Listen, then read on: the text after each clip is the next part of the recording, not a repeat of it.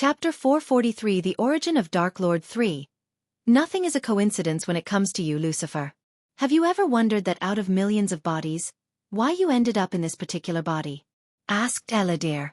Although the Dark Elf seemed to know a whole lot about him, Michael didn't think he knew about the system's existence. Under no circumstance, Michael would reveal the existence of the system. Therefore, instead of telling the system chose this body, Michael shook his head. He was oblivious to the truth behind why the system chose Abras. There was more than just a resemblance behind the system's decision to choose Abras. It's because this body belongs to you. Only souls could pass through the gates to Earth. It seems like a piece of your soul remained in your infant body. Eladir was not only a 5-star runemaster but also an expert in souls. He trained his mind and eye to see through a person as nobody could. Therefore, Eladir could see the broken soul inside Michael. You're saying he and the owner of the body are the same person? Asked Gaia while Michael remained, uttering no words. It was too much for his mind to process quickly. However, the more he thought about it, everything started to make sense. You are him and he is you. The two pieces of the soul are in peace. Eladir paused to look at both Gaia and Michael for a minute. Unlike the third piece, Eladir could see the third piece of the soul is at war with the other two pieces. It was preventing the two pieces of the soul from merging together. Something was amiss, but Eladir was unable to see what. Tell me how to fix him? Gaia rushed to Eladir.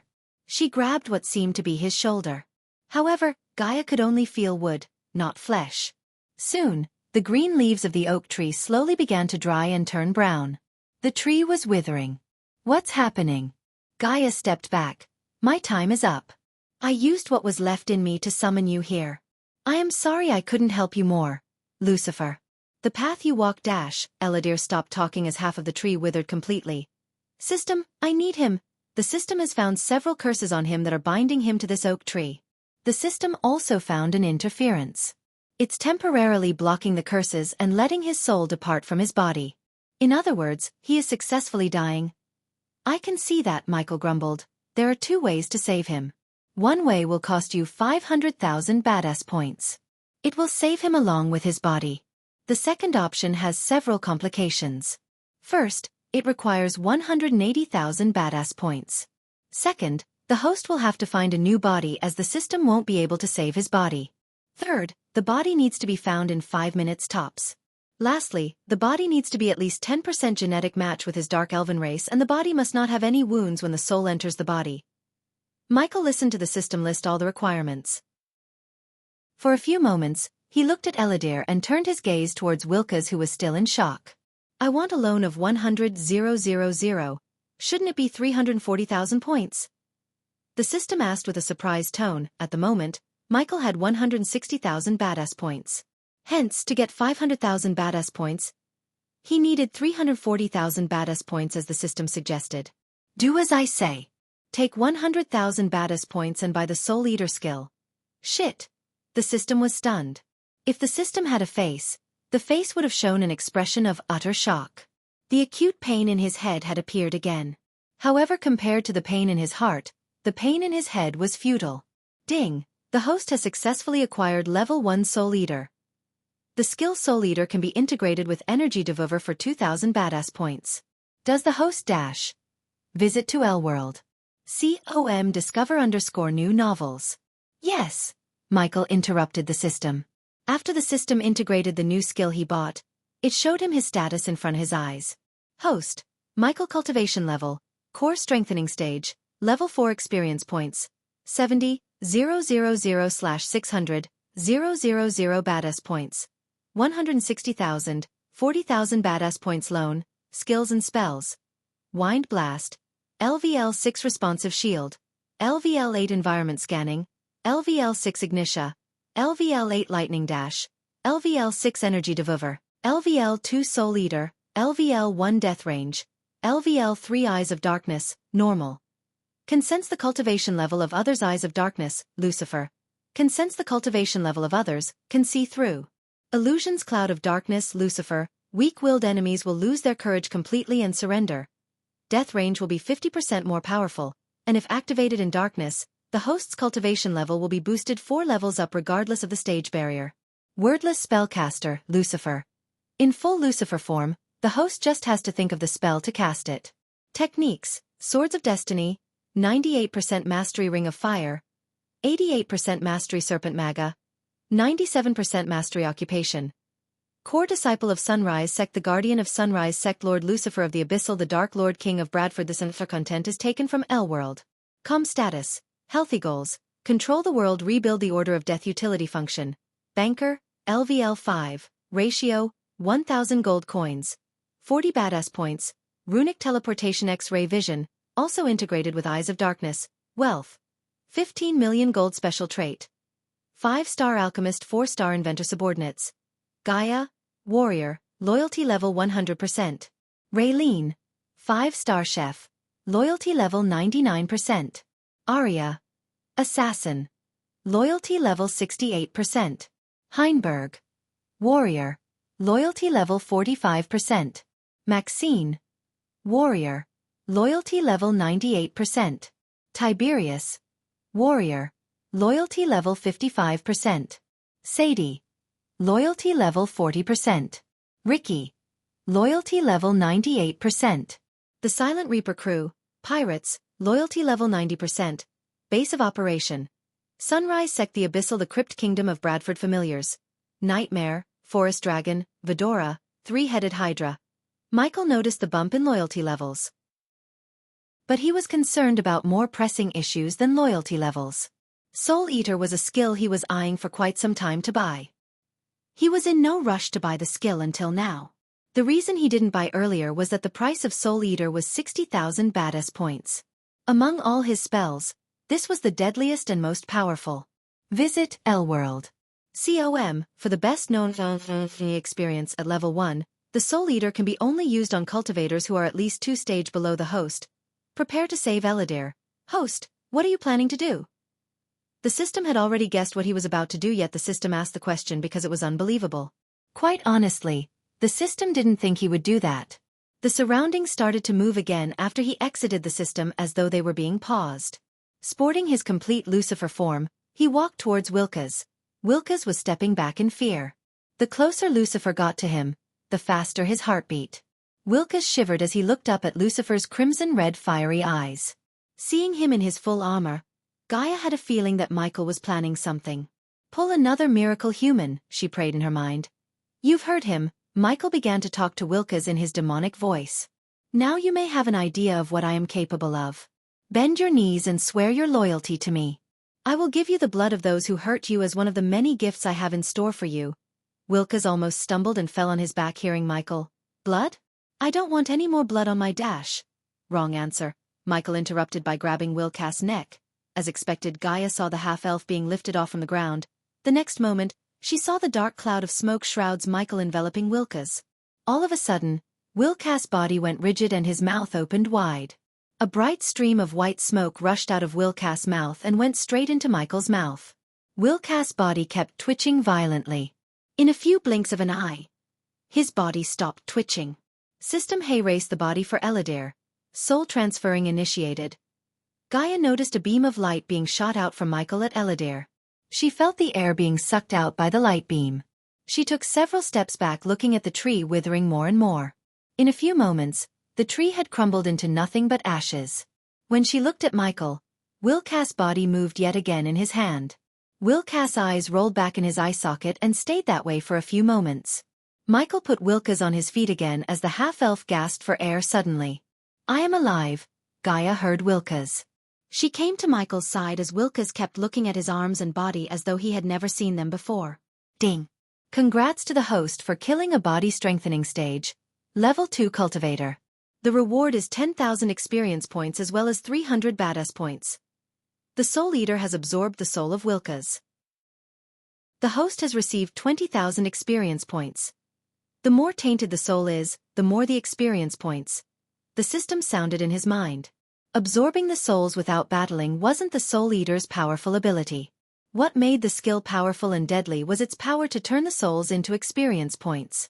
As the system suggested, the more tainted the soul is, the more the experience points. In other words, absorbing an evil person's soul would give him more experience points than the soul of a lesser evil. You absorbed his soul. Gaia heard Wilka's, but something told her that the half-elf in front of her is not Wilka's. The Soul Eater was supposed to be used with Soul Stare, which would make the victim see their past transgressions, and it inflicts upon the individual the same pain they have caused to others. The Soul Stare skill required 300,000 badass points and Soul Strengthening Stage level 8. He was naive and a spineless coward.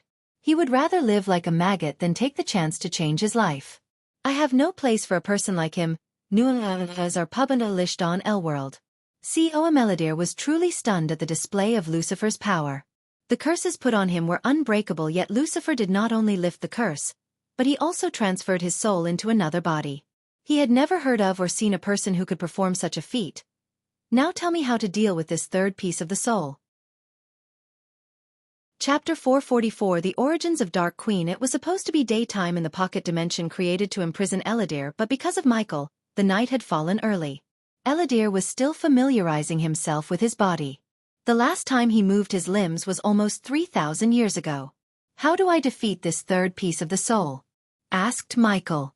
His mind was still processing everything Eladir had said. Yet, Michael focused on fixing the imminent problem first. The flame of vengeance was burning like wildfire inside him. He wanted to sacrifice everyone who wronged him in the past, present and future. To achieve his vengeance, he needed to be in his best shape both physically and mentally. The third persona made being sane a difficult task recently. Hence, he wanted the third persona gone. You can't, Eladir shocked Michael and Gaia with his answer. It is a piece of soul, but it's your piece of soul nonetheless. You can't defeat yourself. I assume you have a solution, asked Michael. Luckily Eladir nodded. After seeing the glimpse of the Dark Lord's power, Eladir was convinced that the Dark Lord would be able to destroy the Sky Hall. Defeating the Dark Lord would be near impossible, but if he stuck with the Dark Lord, he might be able to deviate the Dark Lord from destroying the entire world and turn this world into the realm of darkness they saw in the future. Compared to the Dark Lord, the Sky Hall seemed more evil. Over the years, he had seen the Sky Hall do all kinds of forbidden acts in the name of the greater good. They were not directly done by Sky Hall but their puppets. Moreover, Eladir wanted nothing but to see Sky Hall destroyed. How would anyone feel if someone imprisoned them for 3,000 years?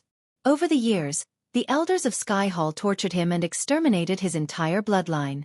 They hunted his descendants and family like dogs. He wanted revenge, and the one person who was capable of destroying the Sky Hall was the Dark Lord. First, we have to extract the piece of the soul out. In the soul state, it can't be defeated, so we need to cage the soul into a vessel. The vessel needs to be extremely powerful to contain the soul. Finding the perfect vessel and caging the soul into the vessel will be the easy part. Eladir paused for a moment and went on. In physical form, the soul would be many-fold powerful. You need another being strong enough to weaken it. Then, you can absorb the soul piece and it will be merged with the other soul pieces and your soul will become whole once again. Eladir couldn't see the expression on Lucifer's face through the mask. After remaining silent for a few moments, Eladir said, "The question is, who is powerful enough to defeat a piece of the Dark Lord's soul? We have to find a vessel to contain the soul," Michael said to Gaia and turned his gaze back to Eladir. Try the Elworld. Com platform _ for the most advanced _ reading experience. Tell me, how do we extract the soul piece out of me? Gaia already guessed who was in his mind to face the soul piece. Surprisingly, Eladir also knew the person who was in Michael's mind. Thanks to this new body, I can now create an array to help you. But we can't create the array here, we should do it in the Black Forest during the full moon night, as he said. Eladir walked towards where the oak tree was. Eladir squatted near the tree and grabbed a handful of mud from the ground. He threw the mud in the air as the dust formed a ring in the air. Soon the circle transformed into a vortex just like the one they used to come to this place. After you, Eladir gestured at Michael to walk into the vortex first. Michael looked around as the black armor disappeared from his body. The green robes of house alchemists once again covered his body.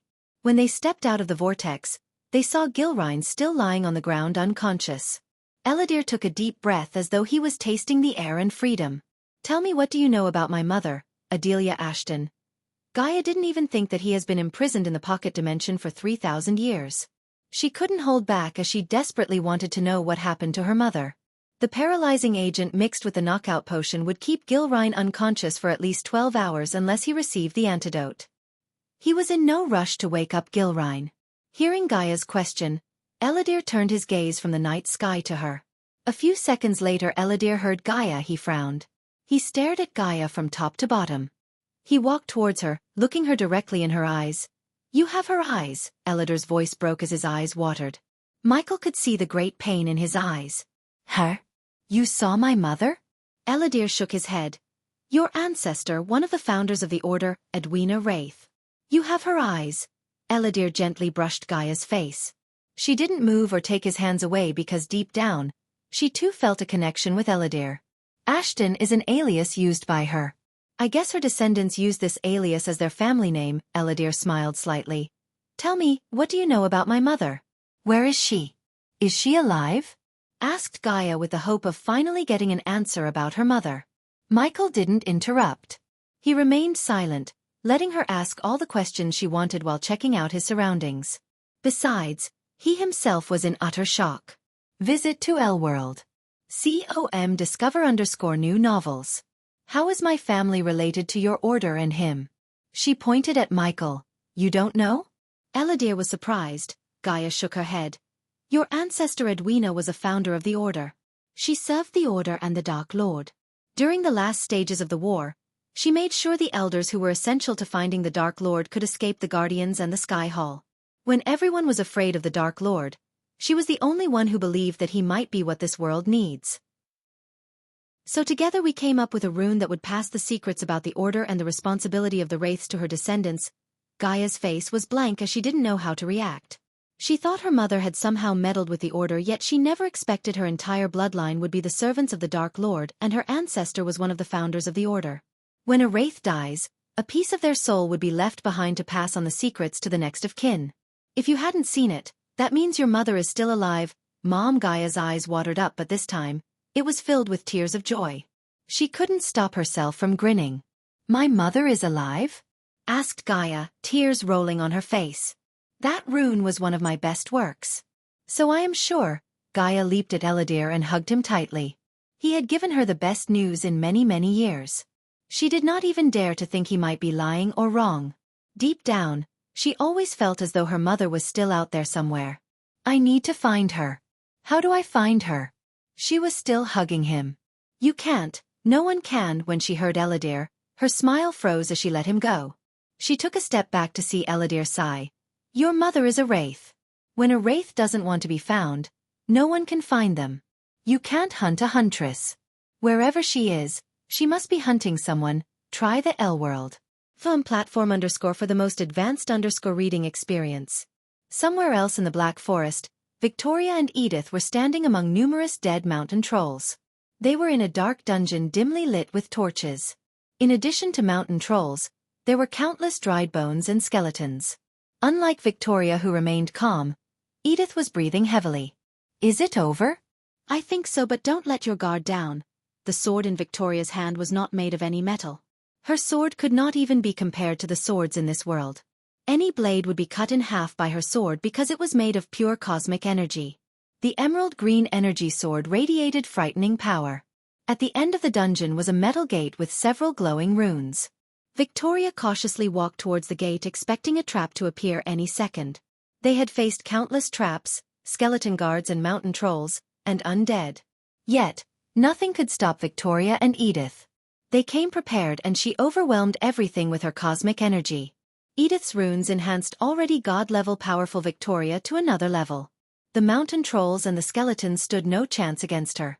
Unexpectedly, they faced no more traps or enemies on their way to the gate. What do they say?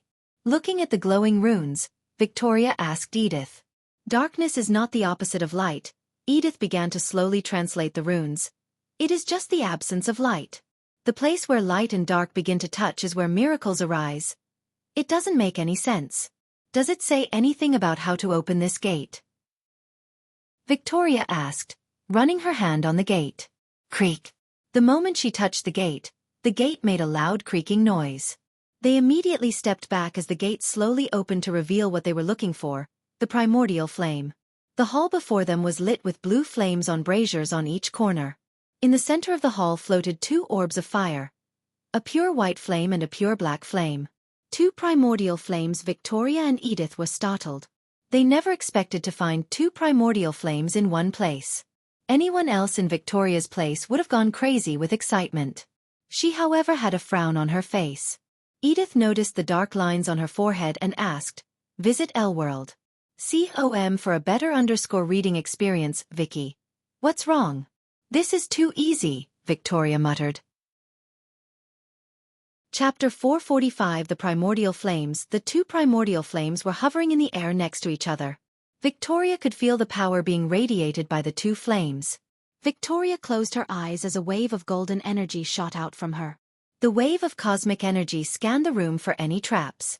The lines on her forehead became darker. Seeing the cosmic energy activates no traps. Although the cosmic energy activated no traps, Victoria still expected a trap to appear any second when she was making her way towards the primordial flames. The primordial flames didn't react to the intruders. Victoria was informed that the primordial flames have a mind of their own. In the world, there were only 3 primordial flames: Cold Flame, Hell's Flame, and Heaven's Flame. Only a few knew the myth of the existence of the 4th primordial flame, the Dark Flame. Victoria recognized the White Flame as the Cold Flame. A golden layer enveloped both Edith and Victoria to prevent the coldness radiating from the white flames from penetrating their bodies. Unlike the Cold Flame, she felt nothing from the black flames hovering beside the Cold Flame. "How do we take them with us?" asked Edith. She was overwhelmed by the power of the flames. "Do you recognize this flame? It's definitely not the Heaven's Flame. Must be the Hell Flame. Let's take them and get out of here before anyone notices our disappearance," Edith said to Victoria. With a nod, Victoria reached out to grab the 2 flames. The golden cosmic energy enveloped her hands as she approached the flames. Victoria felt a sudden pressure pushing her away. The pressure created a force field around the Cold Flame. She gritted her teeth, pushing her hand towards the Cold Flame. "Arg!" She growled in pain, but she was far from giving up. She was using all of her cosmic energy to get her hands on the flames literally. Edith saw Victoria's face start to go pale and soon, her blood dripped through her nostrils. Still, Victoria was fighting through the force field to reach the flames. The blood spurted out of her nostrils after a few moments. Finally, her finger touched the Cold Flame, and just as her finger touched the flame, it exploded, throwing Edith and Victoria onto the walls behind them. "Arg!" Victoria growled in pain. The entire dungeon shook due to the force of their collision with the walls. When she looked up, her pain disappeared, but instead, a complete utter shock occupied her heart. The flames hovering in the air a few seconds ago were nowhere to be found. The flames just disappeared. She jumped back to her feet. The utter shock was written all over her face. She frantically looked around to locate the flames, but to no avail. Looking for the flames, she walked towards Edith to get her up. "Vicky," Edith stood up holding Victoria's hands. "The flames?" Boom! Before Edith could get an answer from Victoria, the entire dungeon began to tremble. The ceiling above them crumbled, falling down on them. "We have to go." Victoria knew there was no time for them to linger around. Their lives were more precious than the primordial flames. While the dungeon was crumbling like a house of cards, they ran as fast as possible. The flame of anger burned inside Victoria hotter and brighter. If she had absorbed the primordial flames, she and her father would have reached a pinnacle of power sooner than they initially planned. The most up-to-date NOV_Ls are published here, L-World. Only the primordial flames were powerful enough to be equal to the cosmic energy. That was why her father was hunting for the primordial flames. Absorbing the primordial flames would ensure their everlasting domination. Even though they were running for their loves, Victoria took out the compass that had the ability to locate the primordial flames to find where the flames went. Unfortunately, the compass was broken due to the previous collision. The needle was broken in half and the glass was shattered. Damn it! Meanwhile, in the Black Forest, Gaia injected the antidote into Gilrine to wake him up. Michael and Eladir left the area to resume connecting the Blackfoot mushrooms. Ugh! Gilrine jolted. He was breathing heavily, and when he saw Gaia squatting beside him, his face went pale. "What happened?" Gaia asked, pretending not to know anything. "Great, I will tell Headmistress Kayla that you were busy sleeping in the middle of the fucking Black Forest." Gaia punched Gilrine on the shoulder. "No, I wasn't sleeping. I saw something." "Move your ass, we have to get them back to the castle." Gaia didn't linger around but walked away from Gilrine. Gilrine stared around him with a pale face. He quickly checked his pocket to see if the pouch was still there. He was relieved to find the pouch in his pocket just as he left. He could swear he saw something before he lost consciousness. Once again before following Professor Steinmeier, Gilrine went to the tree and checked if there was something amiss. Did something happen? Nah, what am I thinking? No one can walk past the headmaster's defenses, Gilrine mumbled under his breath. The two girls along with Michael and Eladir were collecting Blackfoot mushrooms when Gaia returned. She had no idea Victoria and Edith almost absorbed the primordial fires. That's enough, Gaia clapped. Your detention is over. Let's go back to the castle. On their way back to the castle, no one uttered a word. Eladir was staring at everything with an amazing look on his face. Victoria was frustrated by her failure. Edith was pretty shaken up by nearly getting crushed to death. Gilrine was contemplating what just happened back and what made him lose consciousness. And lastly Gaia, she was having mixed feelings. On one hand, she was happy beyond words because of her not-so-dead mother. And on the other hand, she was worried about her mother's safety. Michael's mind was drifting. Many memories he experienced on Earth as Ghost and in this world as Obraz flashed across his eyes. Realizing that Obraz and he was the same person established a harmony between the soul piece of Ghost and the soul piece of Obraz. It was extremely difficult for him to keep calm instead of going berserk. Go to your dorms. After reaching the castle grounds, Gaia asked them to part ways. The latest episodes are on Underset L World. COM website. What about these mushrooms, Professor? Asked Edith. Gaia almost forgot about the Blackfoot mushrooms in her deep thinking. Just give them to Gilrine. Gaia left the students to go to her room. Just like Michael, she also wanted to be alone. Eladir was smiling on their way back to their dorm rooms. The memories of him being a student flooded his mind. He had many happy memoirs in Mazeroth. You're an alchemy student? Even after thousands of years, Eladir still remembered the way to each house's dorm room. I think I'll go to Runemaster's house. You need some time alone, Eladir said as Michael opened the door to his room. I know the way. Michael just nodded as Eladir turned back and left. When Michael stepped into his room, Nightmare was waiting. Michael did not utter a word. He just flicked his wrist as a punching bag attached to a stand appeared in the center of the room. System, did you know? Michael asked in his mind standing before the 6-feet punching bag. The system level is too low. His fist clenched as he breathed heavily in anger. The next moment, he willed the system to soundproof the room. Nightmare noticed a dim light appear in the room. Sky Hall boom. Michael punched the bag with enough force to create a loud booming sound. Guardians, the punching bag received another hit. Nightmare wanted to ask what happened, but seeing the murderous look in the flickering red eyes, he stayed back. Chinjo, visit L-World. COM for a better _user experience. Andreas. Victoria. Thusia. He started to punch faster and faster. The force of his punches shook the room as several cracks began to form in the punching bag. Nightmare noticed the lights in the room go out as the room was soon engulfed in darkness. Let me out, the voice of the third persona sounded in his mind. It was laughing at him, which made him more furious. You can't keep me locked forever. I am you. Shut up. Nightmare almost bounced hearing his sudden shout. As Michael was struggling to keep his anger and the third persona contained, Eladir reached the room assigned to Wilkas in the House of Runemasters. The rooms of the Runemasters made alchemy students' rooms look like a shabby basement. The common room Eladir was standing in was a wide, circular room, airier than the common room of Alchemy House. Graceful arched windows punctuated the walls, which were hung with blue and bronze silks. By day, the Runemasters would have a spectacular view of the surrounding mountains.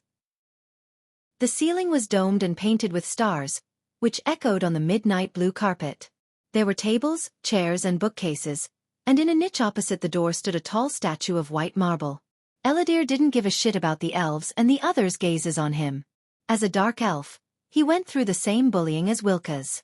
However, unlike Wilkas, Eladir fought back and showed the bullies how it would feel to be bullied with his superior talents. Maggot, filth. Why does he have to be a runemaster? I thought he stayed with the alchemists? Eladir walked towards the sofa in the center of the room and plunged into the comfy sofa. It had been thousands of years since his butt rested on a sofa.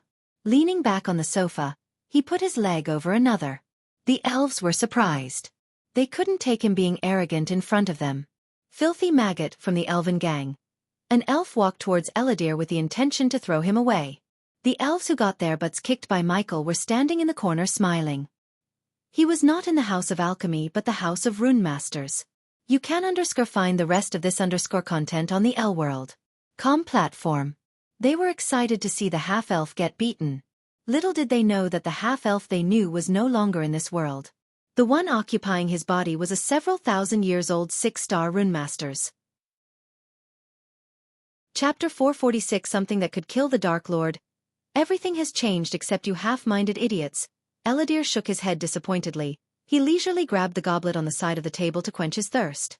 The elves were having a bit of a party, so the goblet was filled with red wine produced from the nearby village. Despite the goblet's simple look, it was heavy and imbued with a rune that made the goblet near impossible to break. Ignoring the approaching elf, Eladir took a little sip of wine. His body jolted when the red wine touched his taste buds. I can't say I didn't miss this. Eladir took a long sip and in a few blinks of an eye, he emptied the goblet. You have some bang.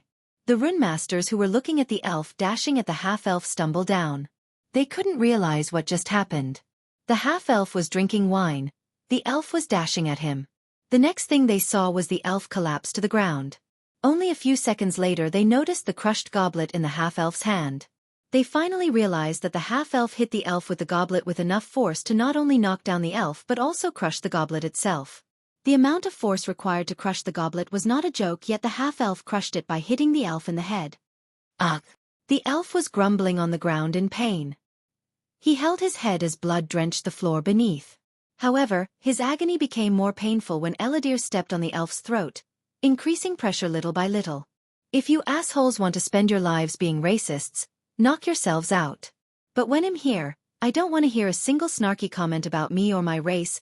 Few of the elves couldn't see a fellow elf being crushed by a half-elf in front of their eyes. Hence, they dared to attack the half-elf. Fighting in the common rooms was not a big deal until no one informed the prefects about the fight. They doubted that even if the prefects knew they beat up a half-elf, they would give a damn about a maggot. After all, the prefects of House Runemasters were also elves. Zzzzzzzzz. The elves were a couple of feet away when a sudden vibration reverberated in the room. The elves halted their steps. Their golden hair produced smoke as the smell of burning hair permeated the room. Eladir snapped his finger and the elves began to tremble violently. Their robes smoke as they crumbled down, leaving the elves naked. Their golden skin soon turned as red as ripe tomatoes. Visit L-World.com for the best-known experience. The other rune master, witnessing the scene with startling faces, looked down to see a glowing chakra on the floor where the elves were standing. When did he place the rune? What rune is that? So powerful. How did he do that? The onlookers were stunned beyond words. Eladir snickered inside, seeing how a basic level rune could surprise these amateurs like this. The energy in his soul deteriorated over the years, and once a half-immortal stage cultivation was now a mere body-refining stage cultivator. Until Eladir could cultivate to become stronger, he would only be able to use mediocre runes. Nonetheless, these basic runes were enough to keep the elves from annoying him in his time at Mazeroth. Next time, I'll burn the thing between your legs. Eladir threw aside the goblet before making his way towards his room. The elves who were being electrocuted collapsed to the ground finally when Eladir snapped his fingers again. Now someone shows me my room. He evilly grinned, which sent a chill through everyone's spines.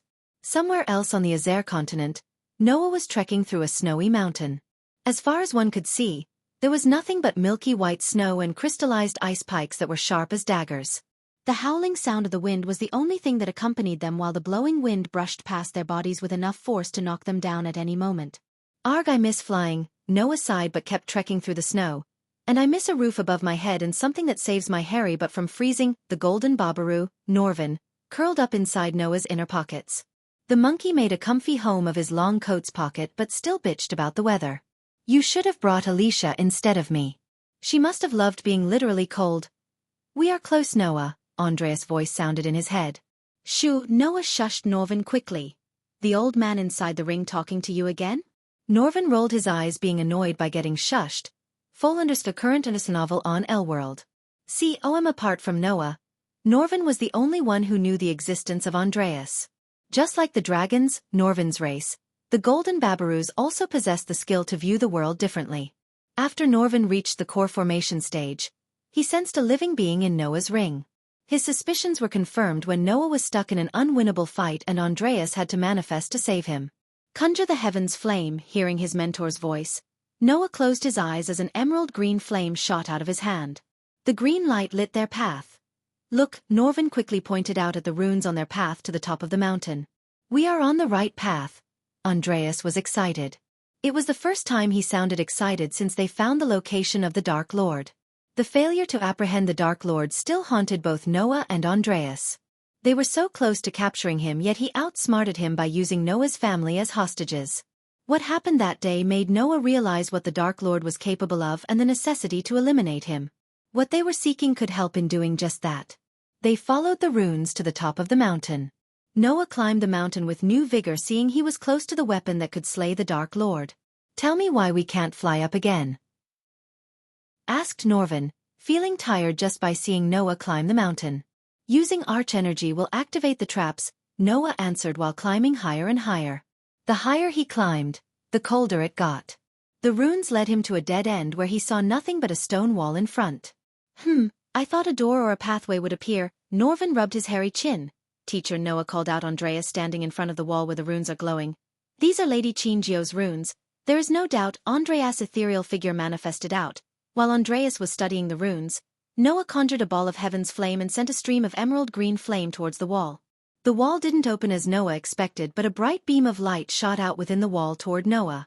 Noah's instincts made his legs dash out of the way, yet the bright beam was too fast and Noah was standing too close to the wall. Unexpectedly, the bright beam of light shot through Noah, doing no harm to him. The god of light, a sweet feminine voice echoed through the snowy mountain. The showering snowy rain stopped all of a sudden as though someone pushed the pause button. The mountain before Noah slowly split open to reveal a grandiose hall. Noah stepped into the hall as the mountain closed up behind him. The 11 braziers on each side of the hall lit up, brightening the hall. A snowy white carpet materialized under Noah's feet to the end of the hall as he cautiously took his steps forward. There were 4 12-feet statues made of ice stood majestically. 2 of the statues were female while the other 2 were male. Despite their gender difference, the 4 of them looked extremely dominant and mighty. Who are they? Asked Norvin in amazement. Updated _ @Elworld. The 4 great legends. Norvin saw Andreas' ethereal form bow towards the statues. His eyes were full of reverence as though he was worshipping them. Archer Crook, Ingrid Stenham, Chio Jean, and Karjan Pavlovich, Archer Crook. The heavenly warrior Andreas looked at the statue of a man in battle armor. He was holding a sword in one hand and a spear in another. Andreas turned his gaze to the statue of a graceful smiling lady who held a tiny bonsai tree in her hand.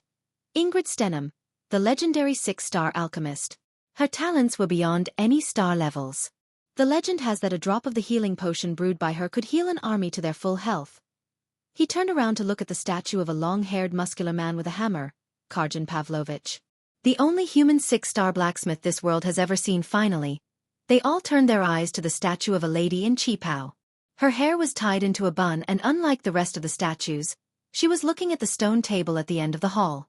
Qingjiu, the woman who saw the future, the mother of the great prophecy. Noah was surprised to see Andreas kneel down in front of her. We won't fail you, Lady Qingjiu, Andreas said, letting out a deep breath. After saying those words, the trio cautiously walked toward the stone table. They expected to spring a trap any second, but they never did. When they reached the stone table, they saw 2 hand imprints on the table. I have a feeling you two should place your hands on the marks, Norvin exclaimed. Andreas and Noah looked around. There was nothing except statues and the stone table in the hall. Shall we? Noah believed those who were called him here. They had no intention to harm him. If they had, they would have done it by now. Therefore, he placed his hand on the stone table, and so did Andreas.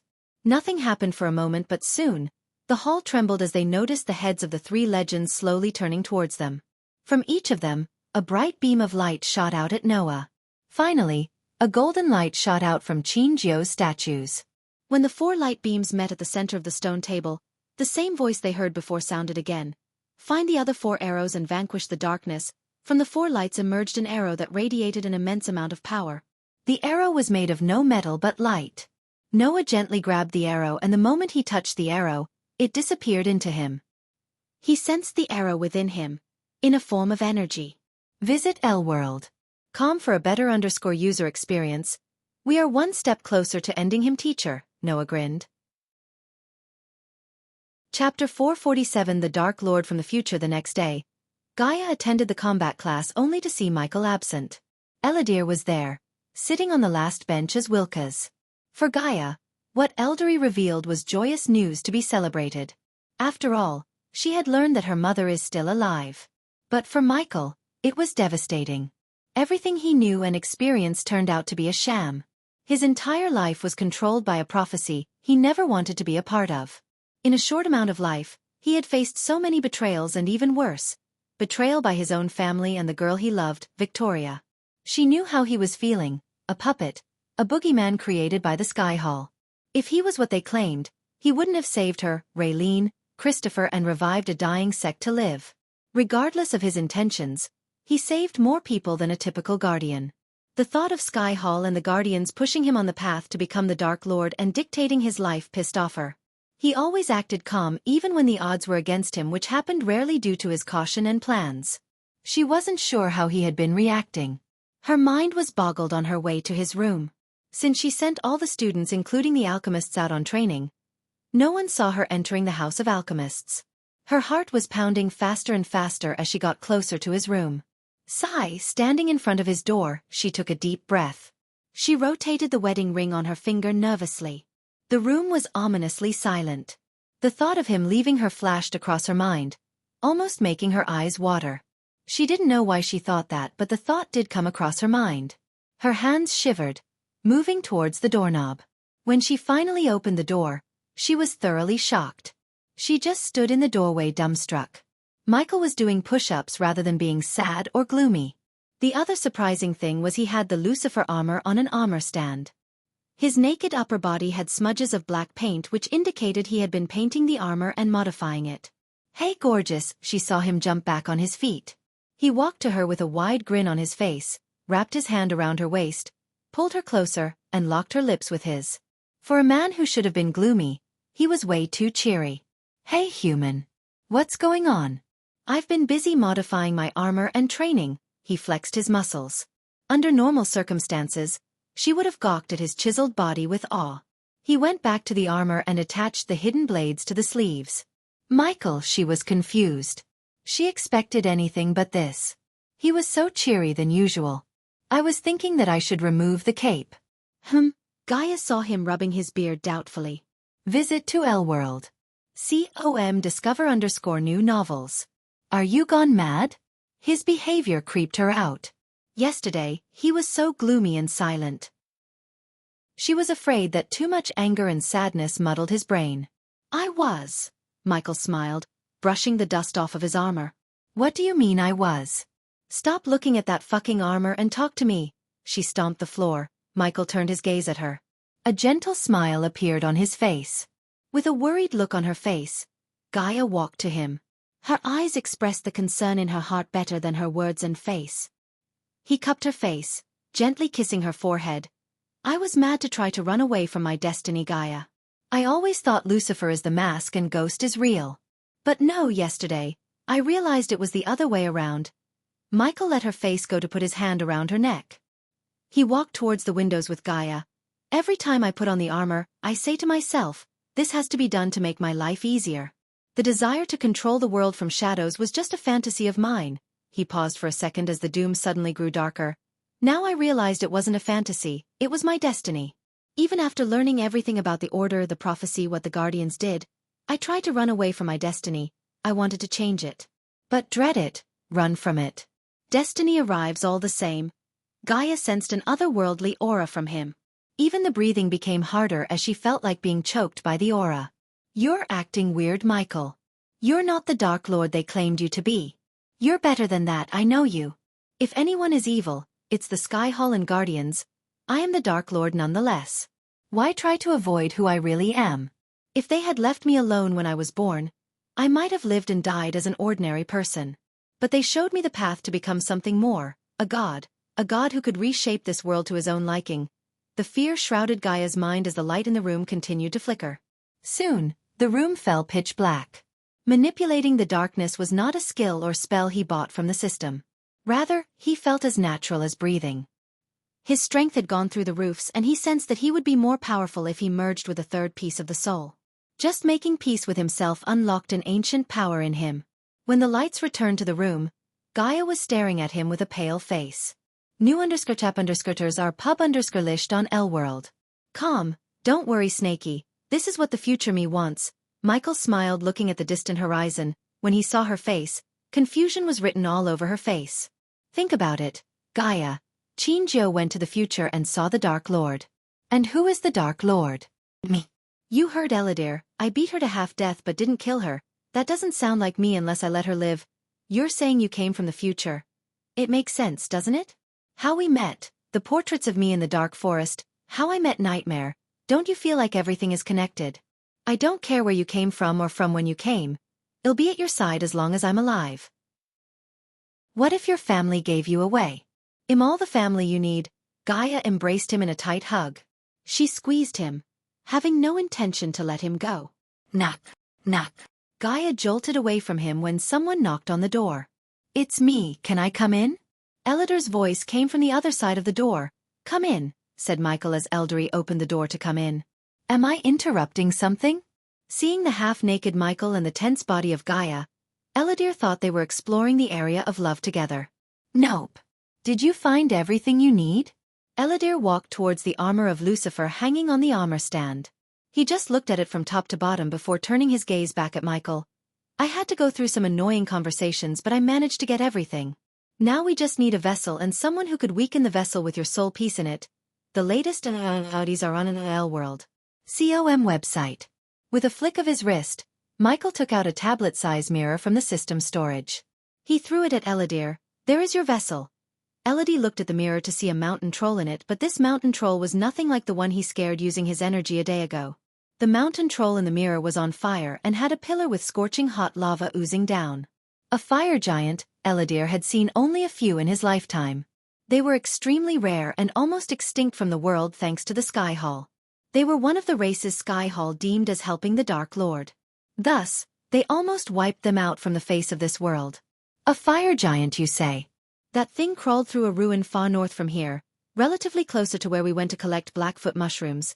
Gaia took the mirror from Eladir's hand and saw the fire giant sleeping.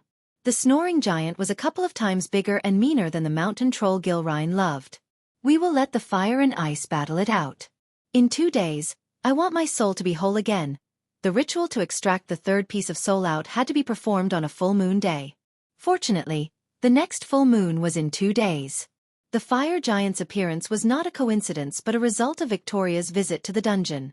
She killed everything that guarded the dungeon except the fire giant. When the primordial flames left the dungeon, they woke up the slumbering giant. The giant was now tracking the primordial flames. Michael was oblivious to the intention of the fire giant. His first priority was to make his soul whole. He had a feeling that once his soul became whole again, his powers would grow exponentially. What's the plan? Asked Gaia. I will lure the fire giant to the ritual site. You make sure no one plays hero. Michael then explained the full extent of his plan to Eladir and Gaia. After hearing the plan, Eladir was quite surprised. The plan was simple but elegant and fail-proof. Slowly Eladir realized why a legend of a person such as Qin Jiu shuddered to even utter his name. He had devastating power and a brain to outsmart his opponents. This was a deadly combination. Moreover, his soul seemed to be in peace unlike when he first met him. What's the plan after you absorb the third piece? Asked Gaia. Try the L-World. COM platform _ for the most advanced _ reading experience. Farming badass points, Michael thought in his mind but only revealed a smile to Gaia.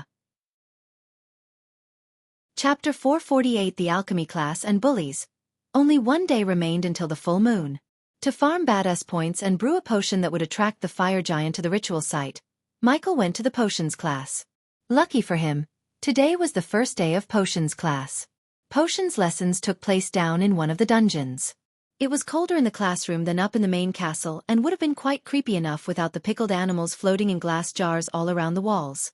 The classroom was large enough to hold at least 30 students, their cauldrons, and their work tables. In the corner of the classroom was a basin into which icy cold water poured from a snake's mouth. A student supply cupboard could be seen in the room, along with a blackboard on which the professor could write formulae and recipes for potions and pills. Professor Lane's office and personal stores were adjacent to the potions classroom, and there was a room in the corner to access the office from the potions classroom. Michael felt weird carrying a set of books like a student.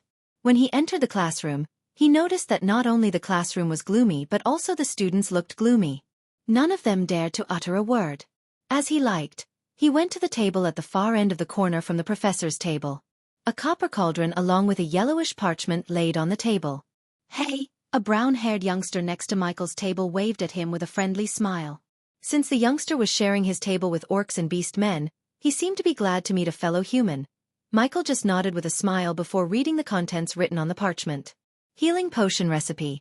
Michael immediately recognized the ingredients and what potion could be brewed using these ingredients. Another batch of baffling bumbling fools, a cold voice reverberated in the classroom.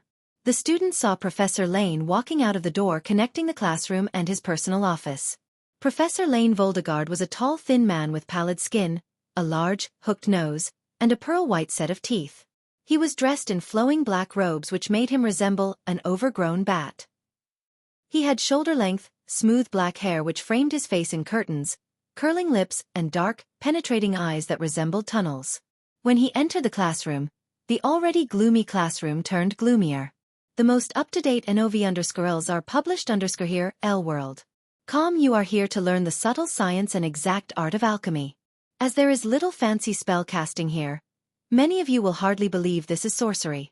I don't expect you will really understand the beauty of the softly simmering cauldron with its shimmering fumes, the delicate power of liquids that creep through the veins, bewitching the minds, ensnaring the senses. I can teach you how to bewitch minds, turn water into gold, and even stay young forever if you aren't as big a bunch of fools as I usually have to teach. He sounded more like hissing than speaking. He had a waspish tongue that subtly spewed so much venom toward the students. In the very first class, he started to pour water over the students' fire to learn more. On your table, there is a list of ingredients. You have 30 minutes to concoct the pill. Whoever concocts the least bad will get to use the classroom after the class. I know it will be hard for you, but try not to make a mess. The students rushed to all corners to collect the required ingredients. No one stopped for a second to look around the classroom to locate the ingredients instead of rummaging through all the jars and plants. Let me show you kids how it's done. He was in dire need of badass points which pushed him to show his greatness to everyone. When he first came to Maze Roth, he planned to stay anonymous, find the Dark Elf, and get some allies. Everything changed after he talked to Eladir. He was neck-deep in enemy territory. Although it was risky to show his true prowess, this was also a great place to earn thousands of badass points. Lane misdirected the students by saying concoct the pill. In reality, it was a potion. He wanted the students to figure it out. Looking at the students running around the classroom like headless chickens having no clue, he was disappointed but didn't seem surprised. He seemed as though he expected this. Among the headless chickens, Lane noticed Michael, who calmly walked around the classroom collecting the right ingredients using the correct methods. His blank face literally turned green when Michael conjured his alchemy flame in the middle of the class. The gloomy dark classroom was lit green by the fuming emerald green flames hovering over Michael's palm. "What the hell are you doing?" One female student who dropped her ingredient in shock shouted at Michael. Ignoring the girl, he threw the first ingredient into the alchemy flame. Professor Lane fixed his eyes on Michael. Unlike the students, he could see the control Michael had over the flames. The flames danced according to his will. One by one, Michael threw the ingredients into the alchemy flames. He walked towards Professor Lane, brewing the potion. The essence extracted from each ingredient hovered over the flames in the shape of glowing pearls. Finally, the sweet sound of notifications continuously rang in his mind. Whoa, full understand episode_ on the L-World. COM platform. Who is he? He's not even using a cauldron. Look, he's almost done. Where is he from? The students were dazzled by Michael as he wanted. Even Professor Lane, who had a face void of emotions, looked a tad bit surprised. When he reached Lane's table, he held the flames and the essence balls in one hand and took a vial from the table using the other hand. The green flames slowly dissipated as the beads of essence flowed into the vial, blending together into a sparkling blue potion. Here you go, Professor. 90% pure healing potion. Michael placed the vial on the table with a proud grin. The classroom is yours. Others leave. Professor Lane left the room carrying the vial of healing potion Michael brewed. The students looked like fools with some ingredients in their hands. They did not even start their cauldrons yet Michael finished brewing the potion. Their first potion class ended quicker than they thought. After Lane left the classroom, all the students stared at Michael. Big brother, the girl who shouted at Michael approached him wearing a seductive smile. That trick doesn't work on me, sweetheart. Michael put an end to her flirting before it even began. If I heard the professor correct, he said everyone to get out of here. Phone Avalon L-World. By giving the classroom to him, Lane saved hundreds of badass points. He could take advantage of the ingredients around the classroom to brew the potion to lure the fire giant to the ritual site. Seeing how coldly he handled the girl, the other did not dare to start a conversation with him. They branded him as the most arrogant one in the class within a few seconds. Michael couldn't care less about what they think of him. Most of the students here would serve the Sky Hall or any one of the great clans. Sooner or later, he might meet them on a battlefield. The last thing he wanted was to share his knowledge with his potential enemies. The ingredients to brew the bait potion were quickly found by Michael. He quickly started to brew the potion before Professor Lane returned. While collecting the herbs, he also collected seeds from the rare herbs Professor Lane had in his classroom. Michael did not linger in the classroom longer. As soon as he finished brewing the bait potion and some other potions and pills, he left the classroom. He had combat classes and spellcasting after alchemy. However, since he finished the alchemy class within 5 minutes, he had some free time. The class was profitable as he earned almost 50,000 badass points. Still not enough, Michael sighed. He took a loan of 100,000 and before he could start spending the points, he wanted to settle his debt. I should go see how Nightmare is doing. When he stepped out of the classroom, he remembered Nightmare. The dragon was having his own classes with the magical beasts professor in the arena. With the help of a few markers, Michael made his way to the arena. The corridors and the courtyard were peaceful and captivating. He would hate to destroy this place if Mazorth chose to go to war with him. Somehow he felt they would stand in his way to domination. The path to the arena was adorned with yellow maple trees. The paved path was blanketed by the golden leaves and looked as though they were covered in pure gold. Michael was enjoying peace and tranquility. The arena was an oval-shaped pitch with hundreds of seats raised in stands around the pitch so the spectators were high enough to see what was going on. In the middle of the arena was something that resembled a cricket pitch. Currently, when he entered the arena through one of the many gateways, he saw countless creatures flying in the sky and running around the grass field. Try the L-World. Platform_ for the most advanced reading experience. A group of students occupied the seats at the north end of the arena. Michael's face turned cold when he looked closer at them. Instead of flying in the sky or running around like the other dragons and the familiars, Nightmare was chained to a pole with a bunch of SPHYNX cats.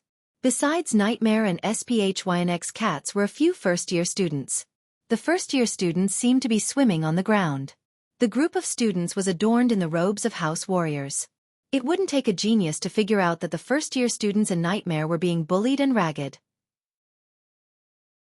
Chapter 449 Spellcasting Class. Although Michael saw Nightmare being bullied, he didn't intervene. He just turned and left the arena but not before taking a long look at the bullies. 4 guys and 1 girl. The one who seemed like the leader of the group had wavy red hair, tan skin, a lean body, and a cobra tattoo from his neck to his left ear. Leaving the arena, he went to the spellcasting class which was conducted by Professor Neil. The spellcasting classroom had 3 rows of desks, all facing the teacher's table, behind which sat a large throne-like chair with a high back. 2 blackboards flanked the teacher's table, and behind them was a small shelf with books and other objects, beneath a pair of windows. The spellcasting classroom was smaller than the alchemy classroom but brighter in lighting and atmosphere. Students were happily chatting with their friends and looking forward to their first spellcasting class. Considering all the students had to take the spellcasting class, all the alchemy students were present in the class. When Michael entered the class, all their eyes fell on him. The alchemy house mostly consisted of humans and orcs as well as a few elves. The elves who were sorted into House of Alchemy were deemed inferior by the elves who got sorted into House Warriors or House Runemasters. Unlike the humans in the alchemy class, the orcs looked at him with a sense of respect. The orcs who sat on the last bench moved aside to make space for him. Edith noticed the change in the alchemy students' faces when Michael entered the classroom. Her train of thought was stopped as Professor Neil suddenly appeared in the middle of the class. Professor Neil was the polar opposite of gloomy Professor Lane. He was wearing a neatly pressed coat suit that was tailored for him by the best tailors in the Akilun realm. He looked charming and lively, wearing a bright grin from ear to ear. Though he had a few strands of gray hair among his raven-black short hair, his vigor and liveliness blanketed his true age. Welcome to your first spellcasting class, dear students. Why so serious? Professor Neil's voice softened. Say good morning like there's no tomorrow. Good morning. The students cheered thunderously. His fusion stage level 8 cultivation earned him instant respect from the students. Professor Neil waved his hand as the blackboards flanking the teacher's table merged into one long board. All of you have cast spells in your life at least once. You're familiar with them, right? Professor Neil looked at the classroom as the students nodded their heads. You can find the rest of this content on the L World COM platform. So tell me, what is a spell? Edith quickly raised her hand. Yes, Miss 45. The whole class, including Michael, stared at Edith. A spell or an incantation, a charm, an enchantment or a bewitchery, is a magical formula intended to trigger a magical effect on a person or objects using energies found in the world. The spell can be spoken, sung, or chanted. Wonderful. Professor Neil bowed towards Edith as the whole class chuckled while Edith just bowed back embarrassedly. As Miss Talented 45 said, a spell can be spoken, sung, or chanted. But what about this? Professor Neil swirled his fingers as a mini cloud appeared above their heads. A streak of lightning flashed across the classroom and hit the table on which Edith was sitting behind. Edith almost jumped back in shock. A beautiful blue Ross emerged from the place where the lightning hit. Look at that, a pretty flower among gorgeous misses. Professor Neil winked at Edith and Victoria. Edith returned his wink with an awkward smile, but Victoria outright ignored him. Anyone with 2 eyes could see Professor Neil was extremely flirty. With his cultivation stage and handsomeness, it was obvious he had been with more ladies than bees in a hive. I didn't speak, sing, or chant, but still I cast a spell. It's a chantless spell. An elven girl raised her hand. New novel and are published here. L World. COM. Another beauty with a knack for knocking down my questions. Professor Neil kissed his palm and blew it as rose petals materialized in the air and flew towards the elven girl. There are 2 kinds of spell casting. The ones we cast by speaking, chanting, or singing have no special name. It's just called spells. But the ones we cast without doing the above mentioned has a special name, chantless spells or chantless spell casting. Professor Neil wrote the word chantless spell casting on the board in stunning handwriting. But you might be tempted to say my fusion stage cultivation allowed me to cast chantless spells. That's not true. Any one of you could cast chantless spells if you are talented enough, which brings me to my next question. What did I mean by talent? He looked at the classroom for a few moments but none answered. All of you are extremely talented. That's why you've been selected to enroll in Mazeroth. But what made you different from those who did not get into Mazeroth? The answer is your soul and Bodhi's ability to process the energies within you. That's what made you different from the others. That's what talent is. Your body and soul take in a higher amount of energy compared to the others. The more energy you take in, the faster you climb the higher stages of cultivation. Yet, one's soul remains a constant, but the body is the variable. In a few blinks of an eye, Professor Neil drew the anatomy of the human body perfectly on the board. The soul cannot be polluted, unlike the body. If you don't take care of your body, your ability to absorb energies from the world will be hindered. This is the reason why most of the cultivators avoid eating meats, drinking booze, and bed run-of-the-mill strumpets. Some of the male students chuckled, winking at some girls. The more talented you are, the higher the chances for you to cast chantless spells. Make no mistake, you can cast any spell without chanting if you mastered the chantless spell casting, except... Professor Neil paused as his voice turned into a whisper. He moved his hand to write 2 words on the board: elemental manipulation. Until recently, the concept of elemental manipulation was kept hidden from the outside world due to various safety reasons. I don't know what changed, but I was asked to give an introduction to elemental manipulation, though even I know only a little about it. Michael's interest in the class just got piqued by Neil's words. Every time he controlled the darkness, he wondered what kind of power it was. He hoped the system would give him an explanation, but the only explanation he received was how he should focus on upgrading the system to the next version. Elemental manipulation is just as the name suggests, the ability to control one of the 5 elements: water, fire, earth, wind, lightning, and light. Michael frowned as Professor Neil did not mention the element of darkness. Professor? Edith raised her hand. What about darkness? Isn't that also an element? Visit L World. COM for a better user experience. Michael appreciated the girl's question. He noticed an acute change in Neil's face. Darkness is not an element, Miss 45. Where there is no light, there is darkness. Darkness cannot exist without light, and unlike light, there is no source for darkness. In simple words, darkness is just the void of light. Michael wasn't very convinced by his explanation. It sounded like Professor Neil was reciting the answer he got from someone else. However, it was neither his place nor the time to prove that darkness is indeed an explanation, and he was the source of it. The scholars in Sky Hall believe that when you learn and focus on spells of a particular element, for example fire spells, the keyword is might. You might grasp the concept of elemental manipulation. However, it's just a theory and it will remain as one until we find someone who could manipulate an element. Michael was sure that Noah would be able to manipulate light, and something told him that the girl who killed the mountain troll might be able to manipulate an element, namely water. Now let's move on to the categorization of spells. Who can tell me how we can categorize the spells? Yet again Edith raised her hand. Yes, Miss 45, common, uncommon, rare, epic and legendary. Right again. Miss 45, are you gunning for my job? Neil laughed, making Edith blush. Now most of you might think that legendary spells are the top dogs. But it's not always true. Let me give you an example. Think of a perfectly healthy baby and a weak old man. No matter how hard the baby tries, the baby won't win a battle against the old man even though he's weak. What's the connection, you ask? Neil asked the class. In this scenario, the baby is a starting stage cultivator with a legendary spell and the weak old man is a later stage cultivator with a common spell. The power of the spell depends on the cultivator and the cultivation stage. Many rich people go crazy for legendary spells and pay millions, but they don't understand that they should invest that money to climb the higher stages of cultivation. Without a strong cultivation base, even if you have several legendary spells in your arsenal, a cultivator with a strong base could defeat you with a simple common spell. By strong cultivation, I meant you must be at least at the soul refining stage to unleash the full potential of a legendary spell. Fullness occurrence novel on L-World. COM Professor Neil then went on and on explaining each category of the spells to a great extent. Michael almost felt sleepy.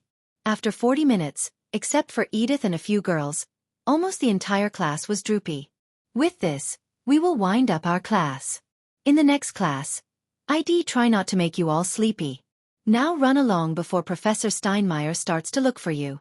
Trust me, that won't end well. Professor Neil chuckled before waving his hand. The next moment, he disappeared from the classroom.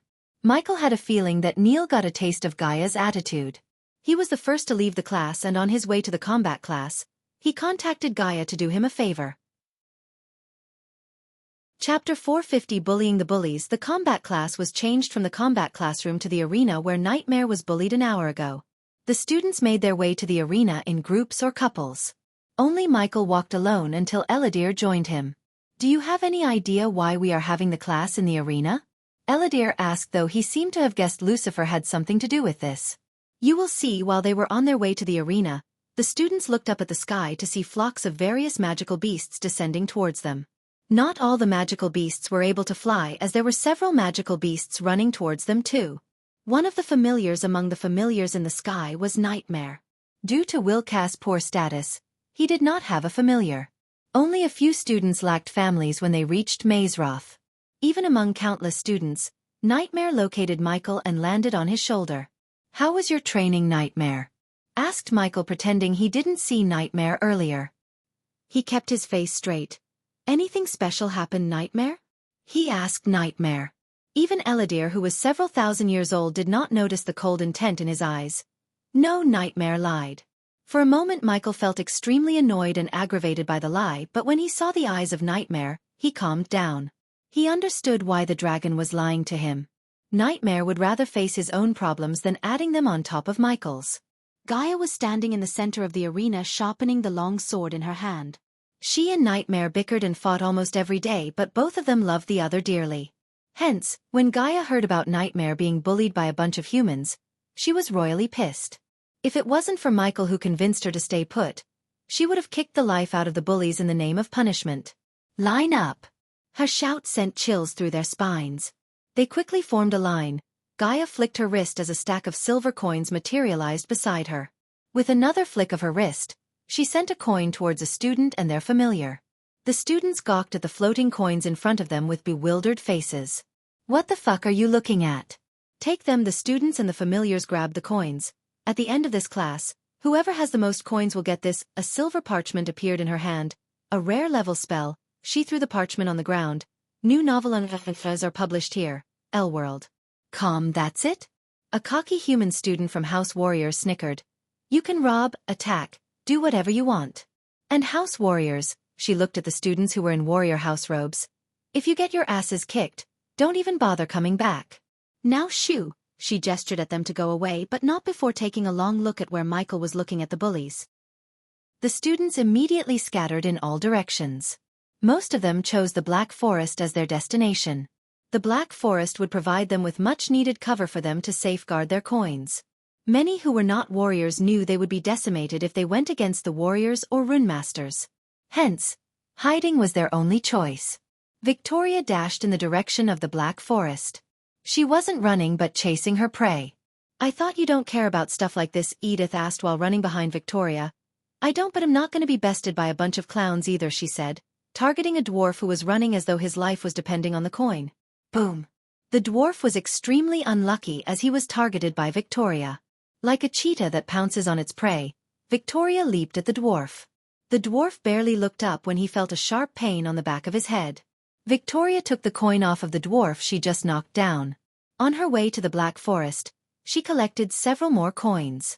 Edith might not be fighting like Victoria while running, but once she reached the Black Forest, she was confident that she could trap the students with her runic traps and collect more coins. A forest like the Black Forest was a natural playground for a runemaster like her. She was a 4-star runemaster, and according to her big sister, Layla Alden, she was just a few years training away from reaching a 5-star level. It took the duo 15 minutes to reach the border of the Black Forest. They entered the woods cautiously. Edith touched the trees as she followed behind Victoria. Every time she placed her hand on a tree, a palm-sized chakra appeared on them and disappeared into the tree. Shoo! Suddenly Victoria stopped on her path. There's someone ahead, and he was getting surrounded by 5. Victoria sent waves of cosmic energy to scan her surroundings. She cautiously moved in the direction of the 6 students. With a swift leap, she landed on a nearby tree branch to get a good view of the scene. Edith bent her hips, drawing a symbol on the ground beneath her feet. Then when she jumped, the symbol glowed, boosting her leap. When she landed beside her friend Victoria, she saw a familiar face standing in the middle of the forest. A crimson-scaled forest dragon was resting atop his shoulder. That's our train neighbor, full_current_novel on L World. Siom, my, what do we have here? All of a sudden a cocky voice reverberated in the forest. Edith and Victoria turned their gazes away from the alchemist to see 5 students of House Warriors step out of the shadows one by one. They flanked him in all directions. Hey, look at that. It's our toy, the red wavy-haired youngster pointed the stick in his hand at Nightmare. An alchemist? This is pathetic. Edith saw a pale-skinned girl lick the tip of her blade. I think we should let the dragon see its master getting the end of our boots, another youngster coldly said. How low can they stoop? Seeing 5 warriors surrounding an alchemist put a frown on Edith's face. I'm going to help him. Edith took a step forward only to be stopped by Victoria. That's not our business. If he can't save himself, he should have been at least good at hiding. I can't stay here doing nothing when someone's being bullied in front of my eyes. Edith's whisper turned colder, as expected. Just as she was about to jump down, they heard the alchemist calmly speak. Nightmare, who was resting atop Michael's shoulder, began to shiver. He was struck by nervousness. When they began to bully him, he could have simply told either Gaia or Michael and they would have dealt with them. But he restrained himself from doing that to avoid causing them an extra problem, as Nightmare knew they were dealing with enough problems as it is. However, sensing the cold intent in Michael's voice, Nightmare realized that he might know everything. Bullies stick together, huh? Michael cracked his knuckles one by one. If there is a forest, Edith heard him and was surprised by his calmness despite the tricky situation he was in.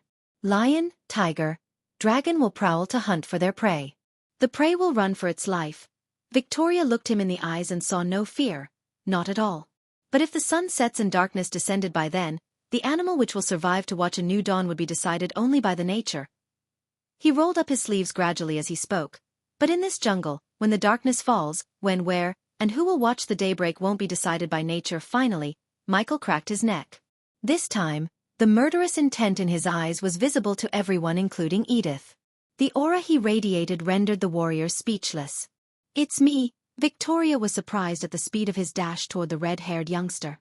The warrior barely had time to move a muscle when he received a punch that sent him flying onto the tree behind him. For more novel, visit Elworld. See on the rest of the warriors were stupefied by his speed. Before they could react, Michael had once again dashed at the red-haired student. He was growling on the ground. Earth. Suddenly his growl turned into a scream of agony because Michael mercilessly stomped on the bully's kneecap, shattering it into pieces.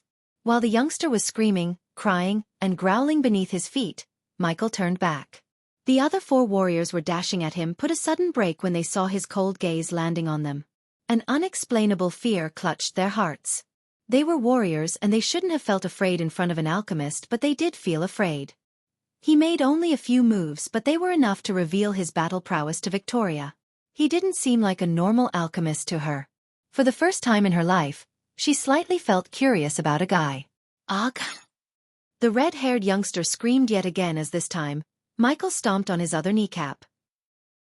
Although the student could be healed with a healing potion, the pain he was feeling right now would be ingrained into his brain forever.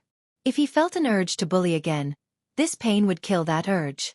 What have you done? You! The girl stood closer to Michael, shivering. Their leader was just crushed in a few mere moments. If they could use spells, they would fight fearlessly. Since that was not the case, they all started to tremble and the red-haired youngster's cries didn't give them any courage. Regardless of her gender, Michael picked her as his next target. Plap!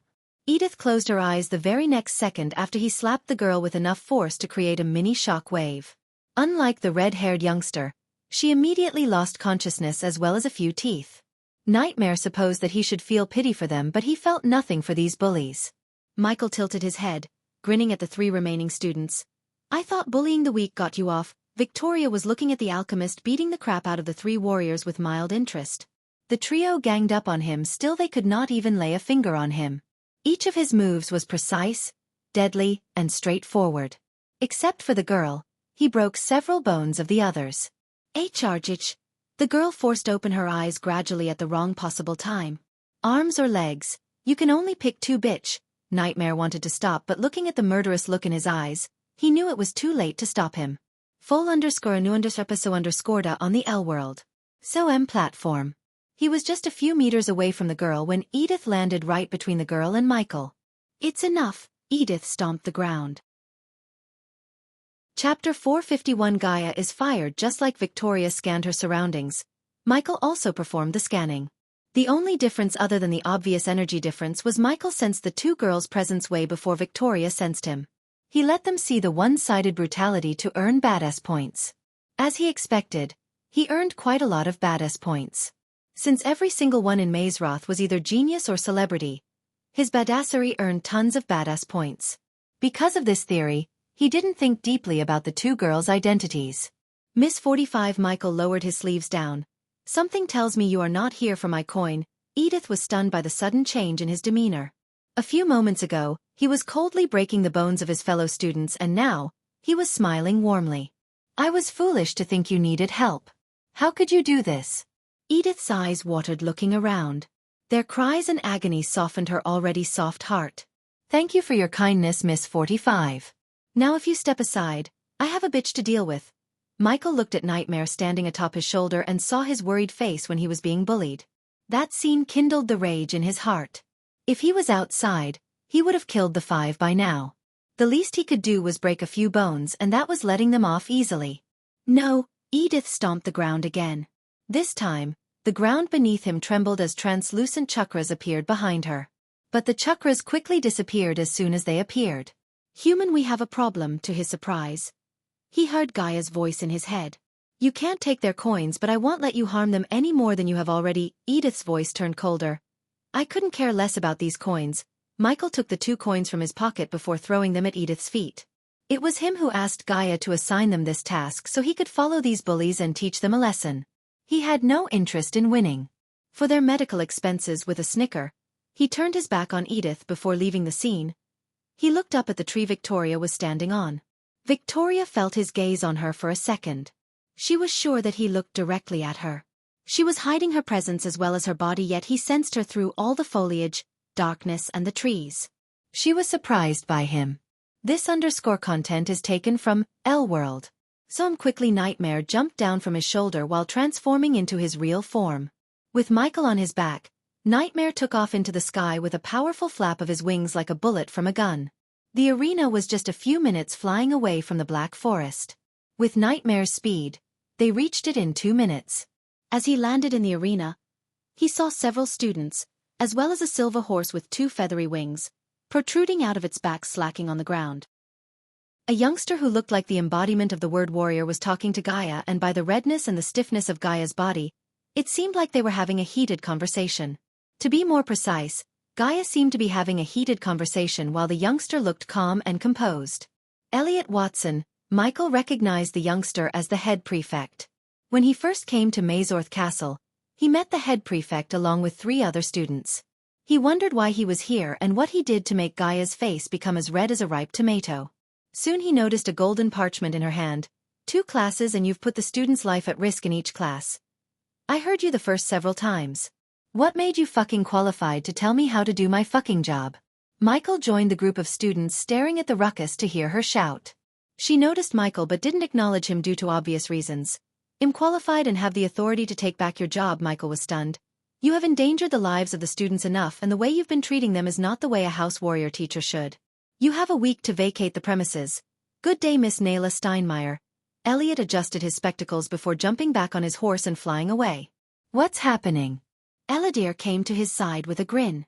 In his hand, he had a pouch, and by the clicking sounds coming from the pouch, Michael could see they were coins. Class dismissed as well as the professor. Few elves chuckled among the group. Not only the elves but also the students of other races too looked happy and wore bright smiles on their faces. The alchemists were the ones who seemed most relieved. Ex-professor. The elves continued to laugh among themselves. Gaia left the arena before she lost her patience and broke the faces of those who were laughing. Try the L World. COM platform _ for the most advanced _ reading experience. Back in Michael's room, a 7-feet mirror had erupted. In front of the mirror stood Eladir, Michael, and Nightmare. So these spiders capture the feed in real time and project it through mirrors? Eladir was curiously staring at the spider on his palm. I can enhance them by increasing their speed, durability, and prevent them from getting detected by some of the powerful arrays. Although they were made of junk metal, there are some arrays that could still detect their presence. Is this thing working? Gaia appeared in the mirror while Eladir was fiddling with the spider. She was poking the spider, and seeing her face up close put a smile on Michael's face. It was funny. She was currently standing in a cozy room with a fireplace and comfy sofa. There were several portraits of the founders of Mazorth hanging on the wall behind her. The room, however, was a mess, and he noticed the broken table lying in pieces. Yes, I can see you. Now if you step back, you will be able to see us too. Michael talked to the spider floating in the air in front of him. Since meeting Gaia in person would raise unwanted suspicions, he used the spiders as web cameras and initiated a video call using the devices he built. Tell me what happened, asked Michael. Didn't you see? I was fired. That son of a bitch evoked some idiotic rule to fire me out of my job.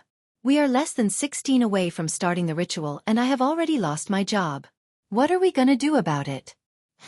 I do vaguely remember something about in the event of a professor abusing his or her power to endanger the lives of their students, a secret vote can be held by the head prefect, and if the vote passed against the professor, they will be stripped of their job. But to evoke the rule, take the vote and fire you from your post within 2 days is quite a feat. Dark Queen, Gaia rolled her eyes seeing Eladir praising Elliot. We will proceed as we planned. It's too late to back off now. After we make my soul whole again, we may not even have to be here. Eladir, you sure you can modify the teleportation scroll to teleport us out of here? Already finished it. Just say the word and the 4 of us will be out of here before one could say cheese. Michael wanted to say he was surprised, but he expected this from a 6-star rune master who was several thousand years old. He had the knowledge and skills to open the gates to Earth, and for a rune master with his caliber, it would be simple enough to modify a teleportation scroll. The girl, will she be there? Our whole plan depends on her showing up to battle the fire giant, Gaia asked. She didn't give a damn about being a professor. The only thing she cared about was the ritual that was supposed to happen tomorrow. No matter what happens, they have to go through with the ritual. The sooner his soul becomes whole, the better. Gaia knew this.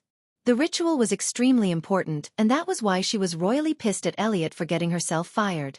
Full_episode_ on the L World. COM platform. Don't worry. She will come. After discussing their plan for a few more minutes, Michael cut the call. He then took out a muddy brown potion from the system storage. Nightmare, he called Nightmare as the little dragon came flying to him. Take this, he handed over the potion to Nightmare. It's your task to spray this potion in the air and lure the fire giant to the ritual site. They picked up a secluded site in the middle of the Black Forest as their ritual site. It was far from the Maze-Roth castle yet relatively closer to the fire giant. According to Eladir, the ritual might last from 1 hour to 3 hours.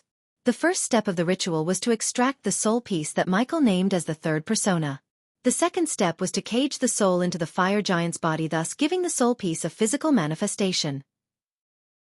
Then the third and most difficult step of the ritual was letting Rowena defeat the fire giant but not kill it. She had to weaken the giant so Michael could absorb the soul back at its weakest state. In its weakest state, it would be merged with the other 2 soul pieces, and if everything went according to their plan, his soul would be whole once again. As they were finalizing their plan for tomorrow, Gaia's doors were knocked on by an unexpected guest. Gaia was irritated by the fact she got fired, and moreover, the guy who was responsible for it was stronger than her. It was embarrassing for her. After diligent cultivation, she just reached core strengthening stage level 4. However, Elliot was at soul refining stage level 2. Only if I went through my metamorphosis. Damn it, knock. Knock. Knock. Her train of thought was interrupted by a knock on her door. She cast a quick spell to spread her senses. When she sensed the one who was knocking on her door, she was surprised. It was an extremely powerful presence. A presence of a fusion stage cultivator. New novel _chap_tours are published here. L World. She was surprised and startled more than she was annoyed. With utter caution, she slowly approached the door. When she opened the door, a man clothed in dark robes resembling an overgrown bat stood at her doorstep. Professor Lane? Chapter 452. The ritual has begun. Professor Lane entered Gaia's room without bothering to ask her permission. He gawked at the mess in the room but didn't seem like he gave a damn. Yeah, come in. Gaia rolled her eyes. How do you like your job back, Miss Steinmeier? Professor Lane asked in his waspish voice. Huh? Gaia was confused. I have a task for someone with your caliber, Miss Steinmeier. Accomplish this and you will be Professor Steinmeier. Before Gaia could say anything, she had a feeling that she should hear him more. After all, she needed to pretend as she cares about this job to avoid raising suspicions. She was really lucky whatever spell was cast on her when she took the identification card of the real imposter of Professor Steinmeier was powerful enough to fool even the fusion stage cultivator such as Lane. Otherwise, she would have probably ended up in the deepest dungeons of Maze-Roth. I have a week to get out of here, Professor Lane. So whatever's in your mind, Dash. If you depart now, you can finish it before tomorrow night. He stared at Gaia wordlessly, asking for her answer. What's the job? Gaia asked, sighing. Escorting a student in and out of a dungeon. A dungeon? Gaia's curiosity was slightly piqued because dungeons are rare, but every dungeon would contain a priceless artifact or a relic worth risking their lives. If a dungeon was found, it would cause a ruckus among cultivators. Soon, the dungeon would be filled with adventurers, rogue cultivators, sects to loot everything inside.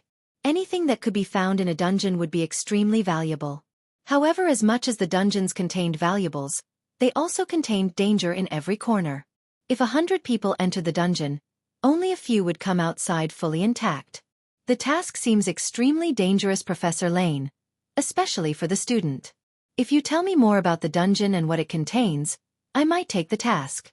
After all, I want all the information I need before risking my life. Being alive is more important than being a professor. Fair enough, Professor Lane nodded.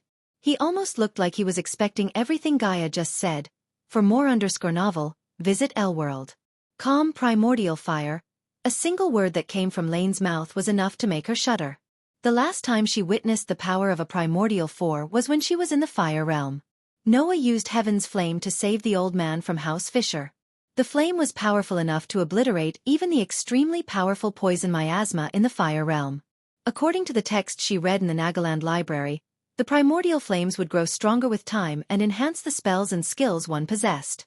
She also heard from Michael that he needs a primordial flame to reach the 6-star alchemist. That's what's inside the dungeon along with skeleton soldiers. Wait a minute. If that's what's all in the dungeon, why didn't anyone get it? So what's the catch? Gaia was not dumb enough to believe that there was primordial fire sitting in a dungeon, but no one in the Akilan realm had taken steps to get the fire for themselves. The dungeon is protected by a void array. Even a half-immortal would be rendered powerless the moment he or she steps into the dungeon. Which means, only a battle-hardened warrior can get in and out alive. Something tells me countless battle-hardened warriors had already tried that and didn't live to tell the tale. Gaia emphasized the word battle-hardened, crossing her arms. Lane was annoyed by all the questions, but he never showed his emotions on his face. After all, he needed her to do his bidding. With a flick of his wrist, Lane conjured a purple flame above his palm. Unlike the normal flames, primordial flames have a mind of their own. If the primordial flames deemed you unworthy when you try to absorb them, you will be reduced to nothing but ashes. He threw the purple fire onto the broken table behind him. In mere moments, the oak table turned into ashes as he said. Gaia was surprised by his theatrics as he had no need to turn the table into ashes. I assume you want to know who is the student you have to accompany. Gaia nodded in curiosity. She derived a bunch of plans to get rid of the student and sneak Michael into the dungeon instead. The student has the ID 66. Weirdly he chose to go by the name Ghost and where he came from. Gaia received yet another shock from Professor Lane. He is an alchemy student, probably a prodigy. He may have a chance to absorb the primordial flame without being obliterated by it. She sensed no remorse or nothing at all in his voice. What if he was deemed not unworthy by the flames, which she didn't believe would be the case? If anyone was worthy of the primordial flames, it was him. I can get him in, and if he survived the flames, I can get him outside. New novel and authors are published here. L-World. Great. Use this when you are within 3 feet of him. You will be teleported directly into the dungeon's entryway. He will have no choice but to see it till the end. He talked while walking towards the door to leave the room. Just before stepping out of the room, he handed over a golden teleportation scroll to Gaia. He did not even bother to ask if she was going to agree or not, as he knew she had no choice. What if that head prefect asshole tried to get me fired again? Next time, not every professor will sign the petition.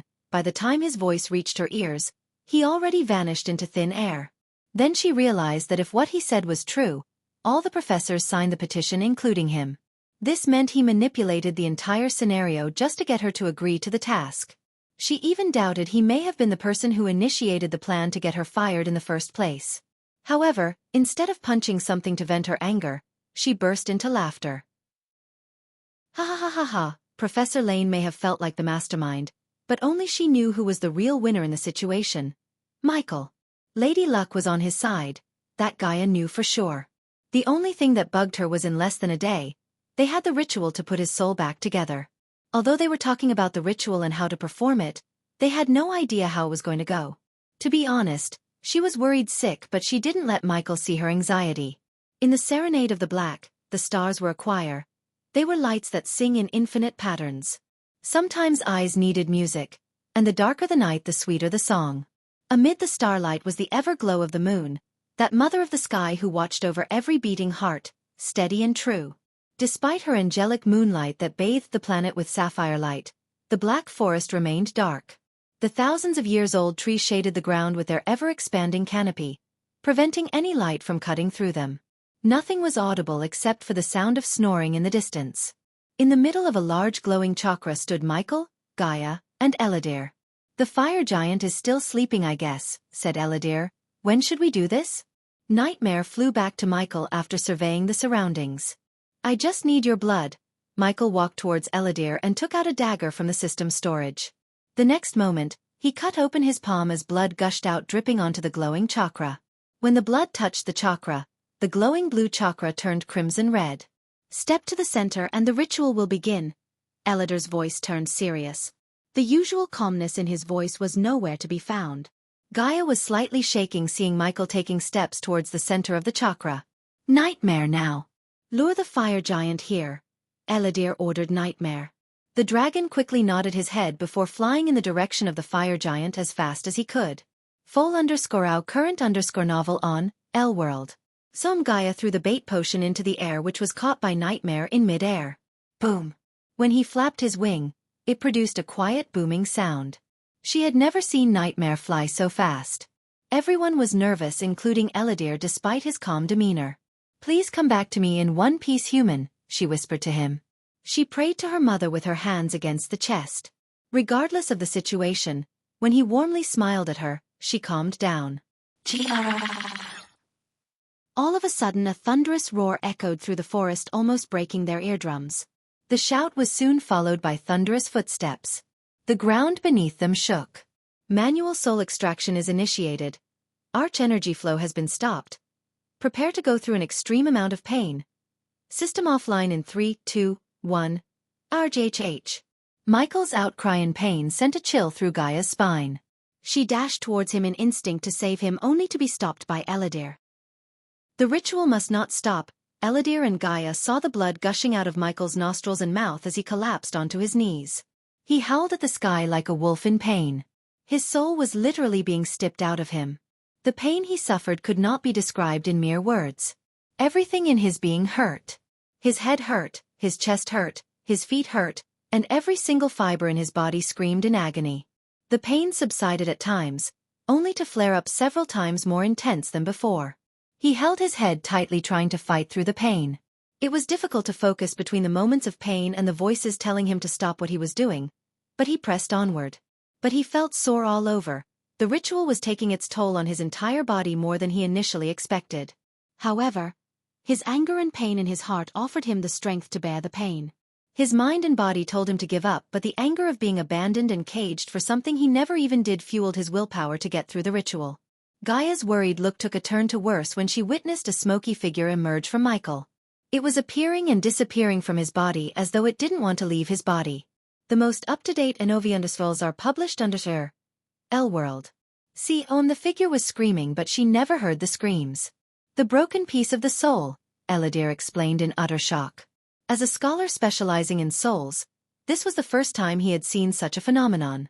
Witnessing the power being radiated by the soul piece truly frightened him.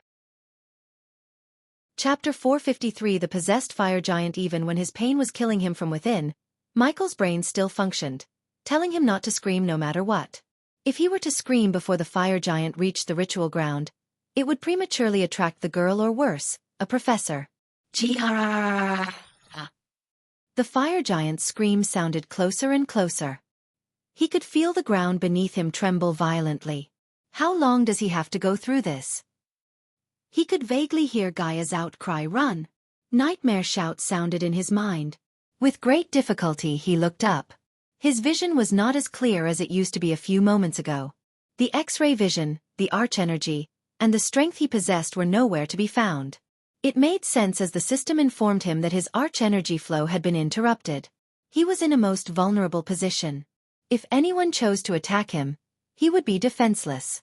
Even a foundation stage cultivator with a dagger could end his life, let alone a fire giant of soul refining stage level 8. The girl who slew the mountain troll was at fusion stage level 2. If his guess was correct, the fire giant would reach the fusion stage after merging with a third piece of the soul. He felt a scorching hot smoke brush past him. The splitters came flying from the broken trees, causing several cuts on his face. His blood slowly painted his face red. What stood before him was a fire giant standing over 5 meters tall. It was a thick-limbed humanoid with deep crimson-red skin. Its eyes were sunken into their sockets, glimmering in golden yellow. The giant's hair resembled fire, disorderly with streaks of orange and yellow, whereas its claws and teeth resembled fire-blackened steel. Despite their physical form, fire giants possessed the intellect of a human. Hence, when it saw glowing crimson-red chakra, the giant realized that it stepped into a trap. However, instead of backing off, it charged forth, targeting Michael. "Now release!" Eladir shouted the moment the giant stepped into the chakra. The shout was directed at Michael, and he knew it. Ark! His scream was ear-piercing. The sound-absorbing array Eladir absorbed the scream and prevented anyone from the castle from hearing it. The human part of his scream quickly turned demonic. "No!" A demonic voice shouted within him. It rendered everyone, including the fire giant, stunned. Powerful sound waves shot out of Michael and pushed everyone around him several steps backward. Eladir was dazed by the power. Something little such as a shout contained enough force to crush a body-refining stage cultivator. He could not even fathom the power he would possess after reaching his full potential. Steady herself, she saw an ethereal figure resembling Michael's Lucifer form arising from within. This _ content is taken from L World. Get. Michael grabbed his head as blood started to seep through his eyes. For the first time he saw the third persona manifest. A ghostly chain was still connecting the both of them. Michael grabbed the chain as his lips curved upwards. Out! He crushed the chain, finally releasing the third persona out. Now! Michael vaguely heard another shout from Eladir. But this time, it was directed towards Gaia. The longbow and arrow materialized in her hand and both of them glowed brighter and brighter, radiating immense power. A web of tiny symbols could be seen on her bow and the arrow. The runes Eladir placed on the arrow would boost the arrow's power. Although the arrow wouldn't be able to kill the fire giant, the arrow would temporarily weaken it. In the weak state, the third piece of the soul would be sent into the fire giant's body relatively easily. Otherwise, the fire giant's body would explode due to the power of the soul. You imbecile! Gaia saw the ethereal figure scream at Michael trying to reach him whereas the glowing chakra began to rotate faster and faster. Boom!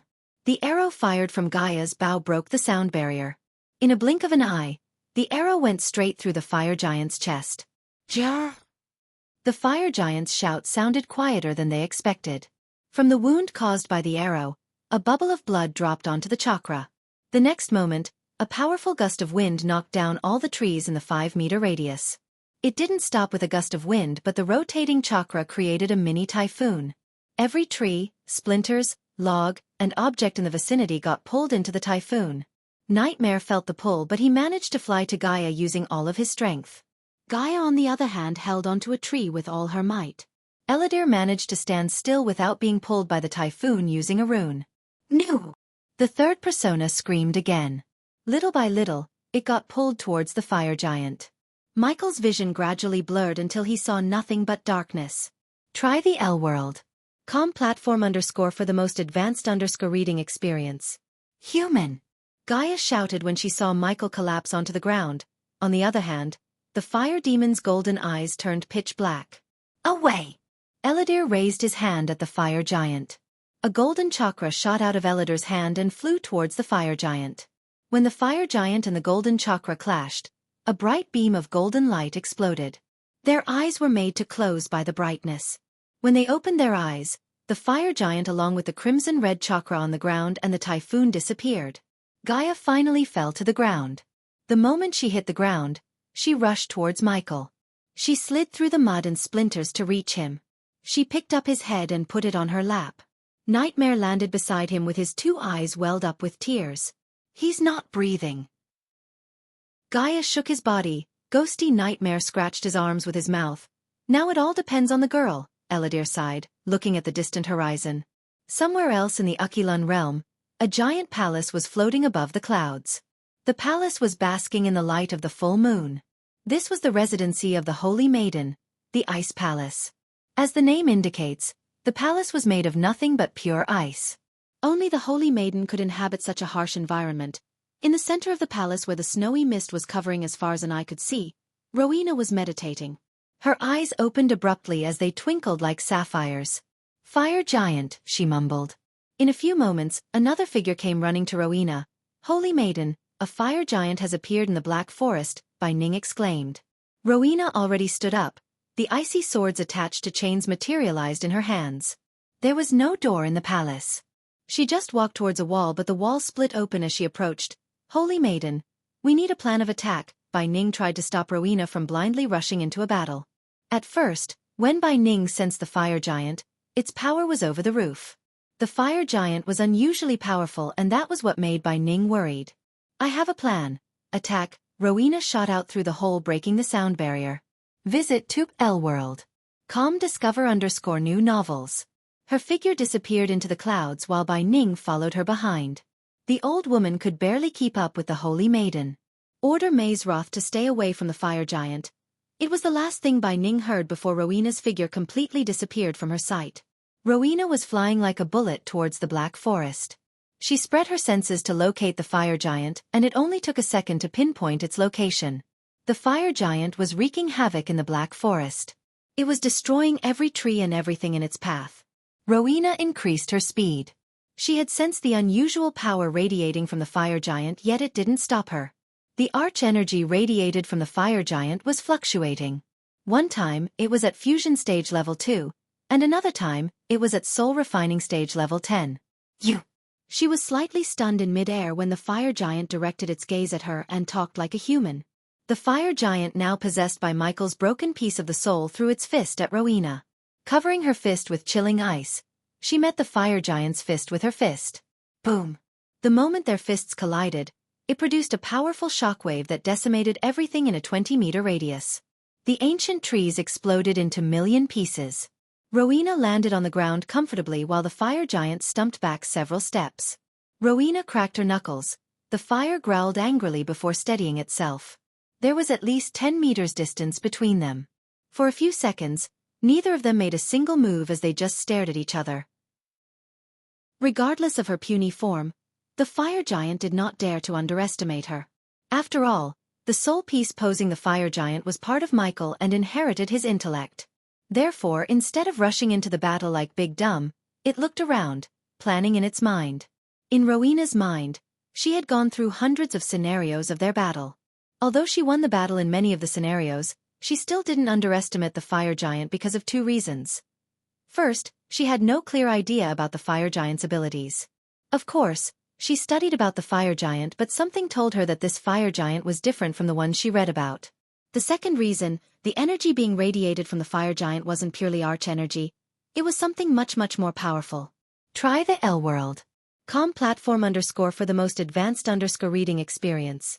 After several moments of staring at each other, they finally started to run toward each other. From the distance, Victoria and Edith were looking at the fire giant along with all the other students. Every single one was woken up by the sound and came to the balcony to witness the battle. Unfortunately, they could only see the head of the fire giant but not Rowena due to the physical forms. Let's dance with a battle cry. Rowena jumped into the air raising her fist. Chapter 454. The cold flames. A trail of icy mist could be seen appearing around Rowena. On the opposite, the fire giant left a trail of blazing fire. It was not only the fight between Rowena and the fire giant but also the battle of ice and fire. The frost blades disappeared from her hand as she threw her fist to meet the fire giant's fist. Boom! The shockwave shot out from the collision of their fist destroyed everything around them. The fire giant was pushed back several feet but Rowena remained still. She cracked her knuckles and then her neck, just like Michael. Something is controlling the fire giant, Rowena mumbled. The oversize of the fire giant put the third persona at a disadvantage.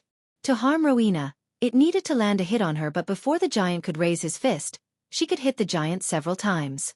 Therefore, the third persona changed the battle tactic. Just like before, the fire giant moved toward Rowena, seeming not to have any battle plan.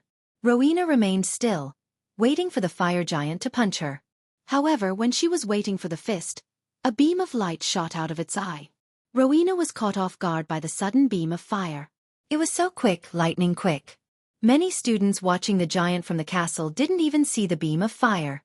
They only witnessed a sudden flash of light. The fire giant stared at the cloud of smoke and the crater created by the beam of fire. The scorching hot beam turned everything into ashes. Gradually, the mist cleared. The fire giant was stunned as it could see Rowena's figure in the mist. The blue robes she wore were burnt to a crisp by the flame despite the protection runes placed on them. This time, pure frosty ice materialized on her body forming an armor. The prophecy, standing in her office. Kayla was witnessing the fight through the window. We have entered the age of darkness. She recalled the words Wulfric spoke a couple of months ago. Headmistress Gilrine entered the room. I placed the talismans you gave me around the forest, Kayla sighed. Make sure no one ventures into the Black Forest. From now on, the Black Forest is forbidden for everyone including the staff, she said without moving her eyes from the fire giant. Visit Elworld. Com for a better reading experience. Headmistress Gilrine had a bewildered look on his face. He scratched the back of his head. You can spit out what's in your mind, Gilrine. Why aren't we deploying our forces to Black Forest, Headmistress? Our forces can subdue the fire giant without destroying the forest. The forces in play are beyond the mortals, Gilrine. Our forces are nothing before them. Gilrine nodded without uttering any word. He trusted the headmaster and headmistress with his life. Whatever decision they made, He knew it would be the best. Frost storm on the battlefield. Rowena raised her hand, casting a chantless spell. The black forest became darker as the storm clouds blanketed the moon and her dazzling light. The students gasped in shock. Storm was an understatement. The howling wind and the size of the tornado arose, connecting the ground and the sky, frightened every single one. Even Victoria was stunned by the sight of the storm in the black forest. The tornado swirled towards the fire giant. Oh, wait, the fire giant breathed fire into the icy tornado. The dance between ice and fire created a phenomenon no one had ever seen. Kayala, who knew the storm was created by the Holy Maiden, felt a chill. She knew this spell could destroy an entire city within a few minutes. Even a spell like that caliber couldn't kill the fire giant. Rowena shot into the tornado, and the moment she reached the tornado swirled faster and faster, and the power of the first storm multiplied by several folds. She pushed away the fire coming from the giant's mouth. Little by little, the frost storm moved towards the fire giant through the stream of fire. Arctic arrows! She shouted in her mind as hundreds of 6-foot arrows shot out from the tornado like bullets. The fire giant raised its hand to defend its eyes from the arrows. Step by step the fire giant moved back. The fire giant screamed, but the scream was not of pain. It was a shout of anger. Try the L World. COM platform _ for the most advanced _ reading experience. Boom! All of a sudden, the fire giant punched the tornado. Rowena's body was thrown into the swirling force. Before she could steady herself, the fire giant embraced the tornado. The fire giant tightened the embrace as the tornado began to form cracks. Annoying bug! Rowena heard the fire giant speak to her in a demonic voice. Slowly the tornado turned darker and darker. The white frost took a turn to the opposite and transformed to pitch black. Rowena raised her hand, trying to move the tornado forward while dispelling the dark energy invading her spell. Her nose bled as her skin became pale as a paper. Holy Maiden by Ning, who was witnessing the battle from a secluded room in Maze Roth, murmured under her breath.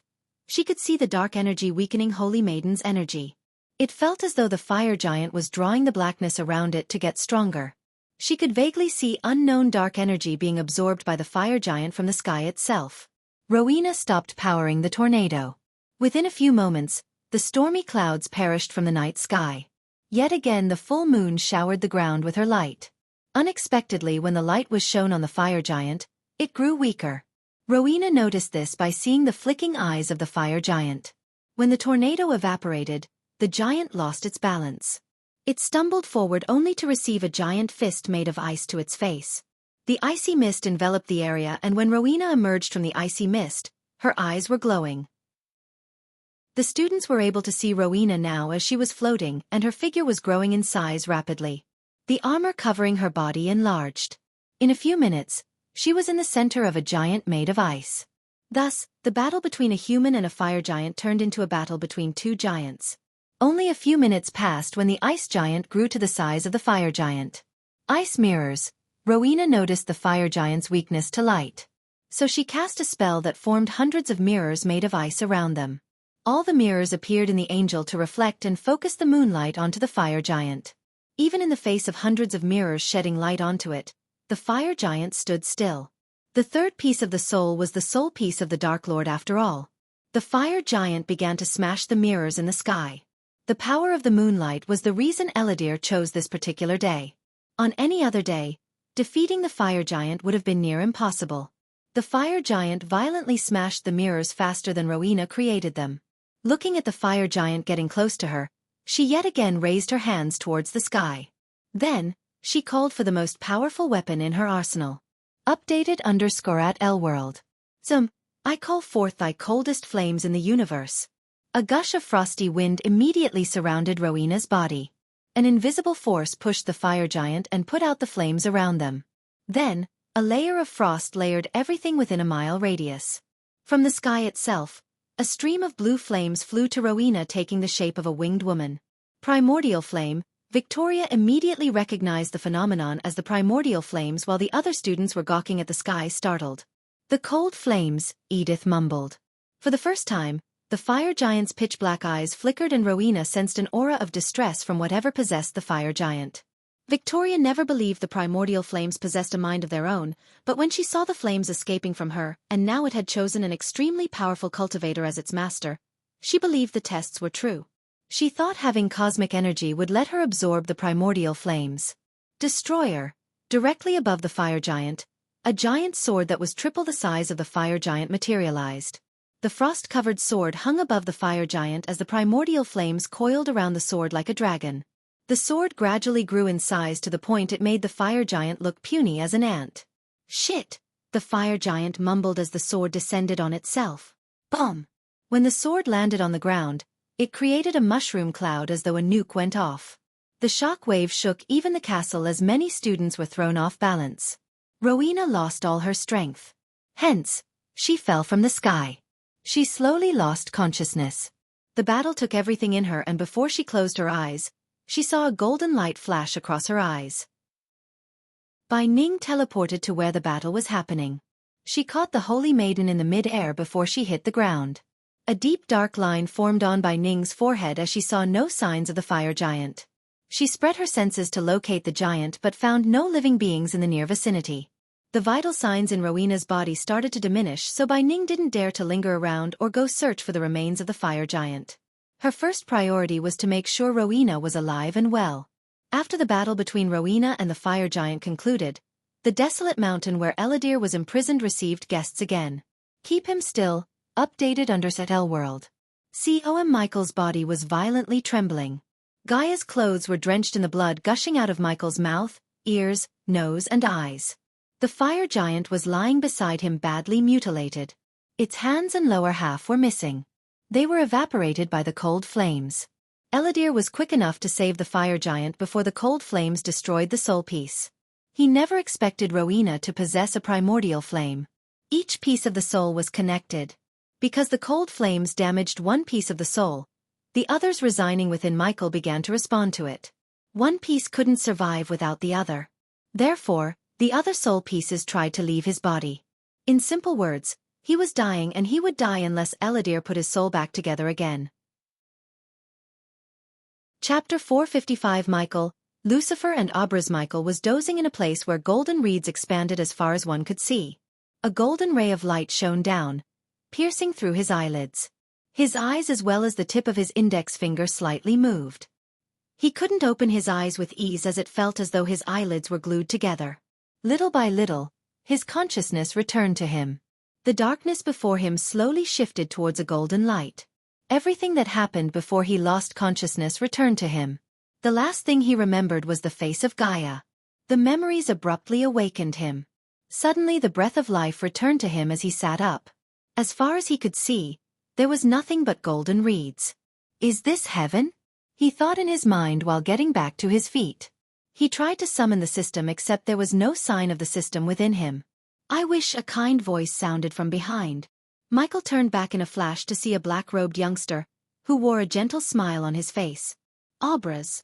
The one standing in front of him was none other than Aubra's.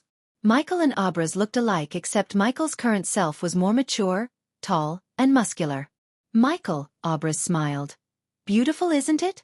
Aubra's looked around the golden reeds. What's happening? Michael stepped towards Aubra's and joined him in the sightseeing. Countless questions wreaking havoc in his mind. Where am I? What is this place? How am I seeing Aubra's? Why does this feel so real? Is this a dream? Am I dead? These were some of the questions he asked himself. Are you confused, Michael? When I learned we are the same person, I was confused too, Aubra spoke in a calm manner. But I made peace with you. We became one and we were one until you chose to become the Dark Lord. We didn't make that choice, it was made for us. Otherwise we wouldn't be here, would we? Visit L-World. For a better reading experience. It was extremely difficult for Michael to accept that Aubra's and he were the same person. It didn't feel that way. Until you make peace, we will remain as pieces, Aubra said as he read Michael's thoughts. Peace? Peace with what? Asked Michael. He turned his head to see Aubra still looking at the ocean of golden reeds in front of them. You and I are the same. The moment these words escaped Aubra's mouth, the golden scenery lost all of its lusters. Everything became dark and gloomy. Following the change in the scary, the familiar demonic voice echoed through the golden reed fields. Fool! They both turned back to see Lucifer, in his complete form enveloped in a shroud of dark smoke and crimson-red eyes emerging from the ground beneath. Unlike Michael and Abraz, Lucifer stood almost towering 8 feet tall. Lucifer, the last piece of our soul. Abraz introduced Lucifer to Michael as though Michael did not know him. Finally we meet face to face. Michael, Lucifer's eyes flared up in red flames. I am confused as fuck. We are supposed to be the same person, yet it feels nothing like that. Michael sighed as he tried to make sense of this situation. System, Michael called out the system in his mind. Don't bother, the system cannot help you. It's probably sick of you two losers, Lucifer growled. We received such a powerful weapon and yet, we are still getting our ass handed over to us by puny humans. You are unworthy of such power. Lucifer completely ignored Abraz and vented his anger at Michael. He then dashed at Michael and punched him. Arg! The punch landed on Michael because Lucifer was too fast. However, when he punched Michael, he shouted and so did Michael and Abraz. We are the same, Abraz groaned. The punch pushed the 3 of them in a separate direction. When each stood up, they noticed they were standing in a triangle. Your focus on mortal pleasures and inability to get stronger has brought this upon us. Lucifer clenched his fist as the surroundings became darker and darker. Instead of putting all the blame on me, why don't you take charge? After all, we are the same, right? Why are you talking to me like I'm the one controlling the both of you? No, are published on L-World. Because when our soul was shattered, the largest piece of the soul went to Earth. Abraz sighed as he began to explain. That's why you always remain in control and I feel like a different person to you. It should have been me. Yet again Lucifer growled. Makes sense. Finally something made sense to Michael. In his mind, he simplified a brass explanation. In mathematical terms, he was 50% of the soul while Abraz and Lucifer were only 25% each. Thus, he remained in control of the body as well as the other pieces of the soul. I was on Earth, Michael looked at Abraz. You were in the sanctuary, then he turned to look at Lucifer. But where were you? Within both of you fools, experiencing both your pathetic lives. Do you know how it feels to be caged and do nothing? When both of you died, I thought I would be finally free, but no, I got caged again. This time, I will end both of you and take the system for myself. With that ultimate power, I can conquer this world and everything in this universe. And then what? Abraz asked. You will bring nothing but death and chaos to the world. Michael doesn't listen to him. We don't have to walk the path he would choose. We have everything a man needs to be happy, a job, a woman who loves us dearly, and people who would shed tears for us. It's enough. You are pathetic. A woman betrayed you and put a dagger through your heart. A job and a woman. Humph. We are born to be a god and gods must bring their wrath upon the mortals to get their loyalty and undying devotion. Give me the system and the control of your being to me. It's time the system had a worthy user. Michael was stuck between Lucifer and Abraz. If Abraz was one extreme, Lucifer was another extreme.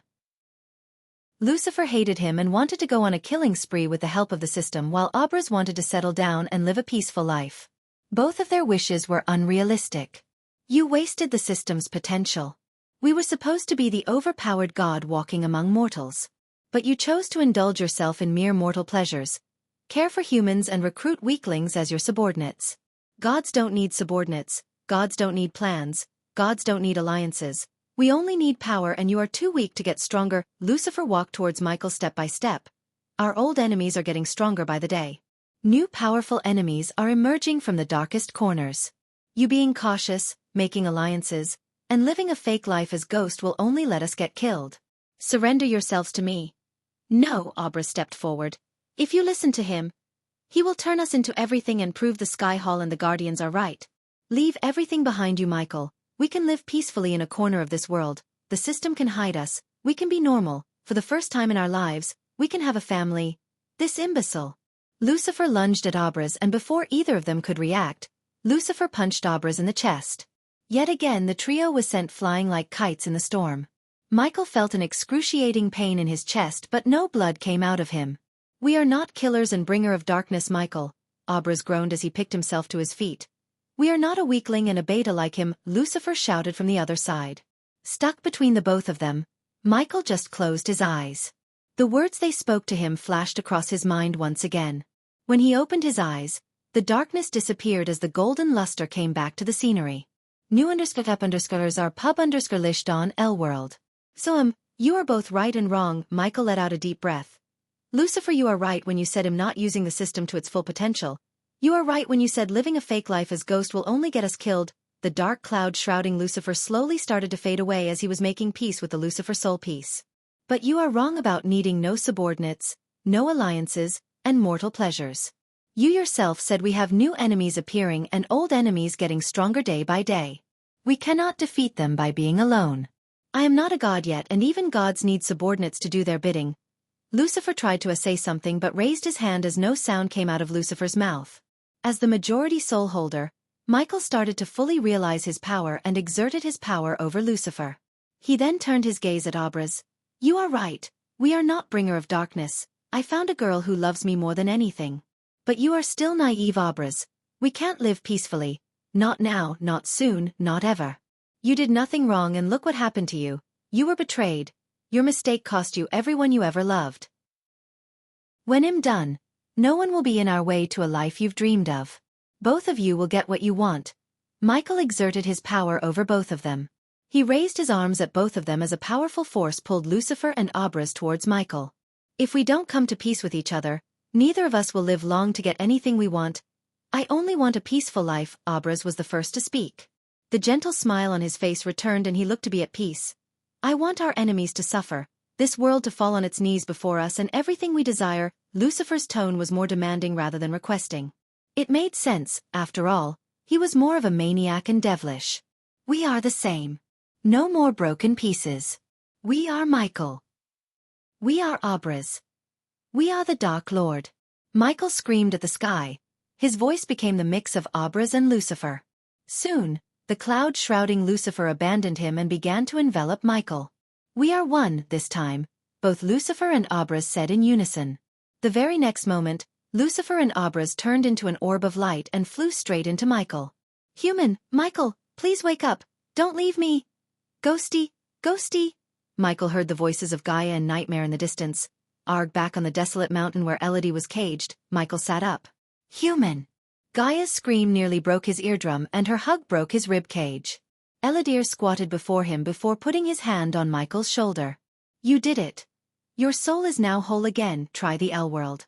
COM platform _ for the most advanced _ reading experience.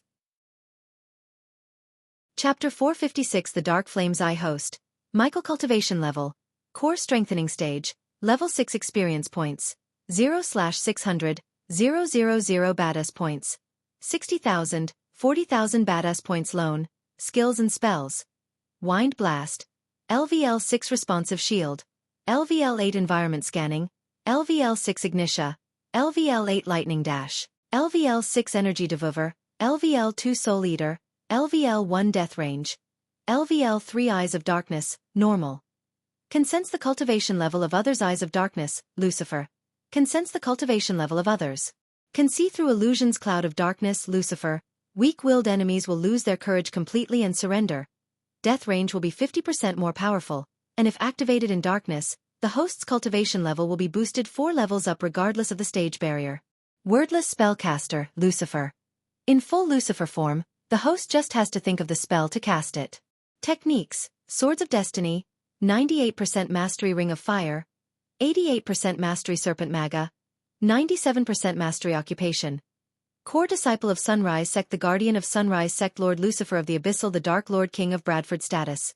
Healthy goals: control the world, rebuild the Order of Death, full and on the L world.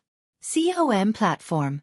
Utility function: Banker, LVL 5, ratio, 1000 gold coins, 40 badass points, runic teleportation, X-ray vision, also integrated with Eyes of Darkness, wealth, 15 million gold special trait. 5-star alchemist, 4-star inventor subordinates. Gaia, warrior, loyalty level 100%. Raylene, 5-star chef, loyalty level 99%. Arya, assassin, loyalty level 68%. Heinberg, warrior, loyalty level 45%.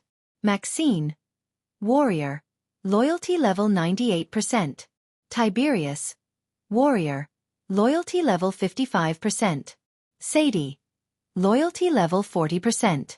Ricky, loyalty level 98%. The Silent Reaper crew, Pirates, loyalty level 90%, base of operation. Sunrise sect the abyssal the crypt kingdom of Bradford familiars. Nightmare, forest dragon, Vedora, three-headed hydra, elemental manipulation. Wind, 10% mastery. Fire, 10% mastery. Lightning 15% mastery. Darkness 20%. The moment he woke up, he was taken into the system interface and presented with the status window where he noticed a couple of changes. He leveled up by 2 levels. Previously he was a core strengthening stage level 4 cultivator, but at the moment, the status window showed level 6. Reading through the status, he saw an entirely new row. Elemental manipulation, as the name suggested. Elemental manipulation was the power to control the elements themselves. In this world, only a few could control elements, including Michael. It was a power that belonged to the most powerful ancient gods. Their existence was hidden from the rest of the world by Skyhall, as the existence of new gods would cause chaos among the religious institutes and alter everything the people believed. So system, what's your explanation for what just happened? The most up-to-date NOV_Ls are published here, L-World. The system level is dash.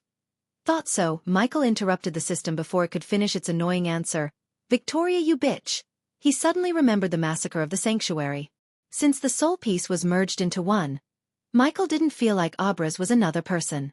In addition to the changes in the status window, Michael also sensed changes in his mentality. For instance, he craved to control the world more than he felt before. This world lacked God's intervention, and Michael wanted to fix that. Gaia was still embracing him with all her might, with Nightmare stuck between them. His vest started to feel wet by the tears gushing out of Gaia's eyes. Why are you wasting those precious tears? They should come from our enemy's eyes before dying. Michael lifted her head gently. He cupped her face, wiping the tears with his fingers. Smile, he smiled at her. You scared me, bastard. Sorry for the inconvenience caused by my broken pieces of the soul, he said sarcastically. Ghosty, are you fine now? Nightmare looked up at him.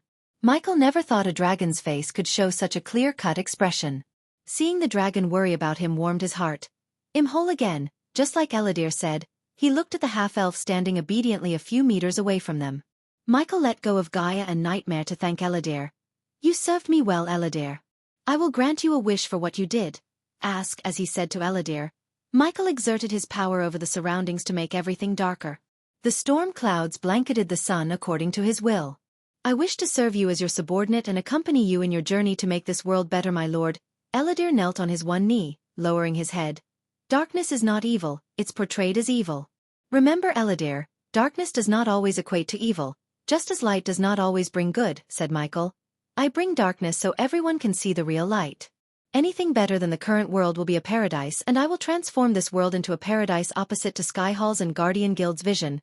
Michael saw the concern in Eladir's eyes. It was obvious to Michael. He wasn't willing to serve him because of loyalty, but to try to deviate Michael from transforming the world into a realm of darkness which was seen by Qingjiu in the future. Does the host wish to accept Eladir as a subordinate? Yes, Michael accepted Eladir as his subordinate to see his 42% loyalty.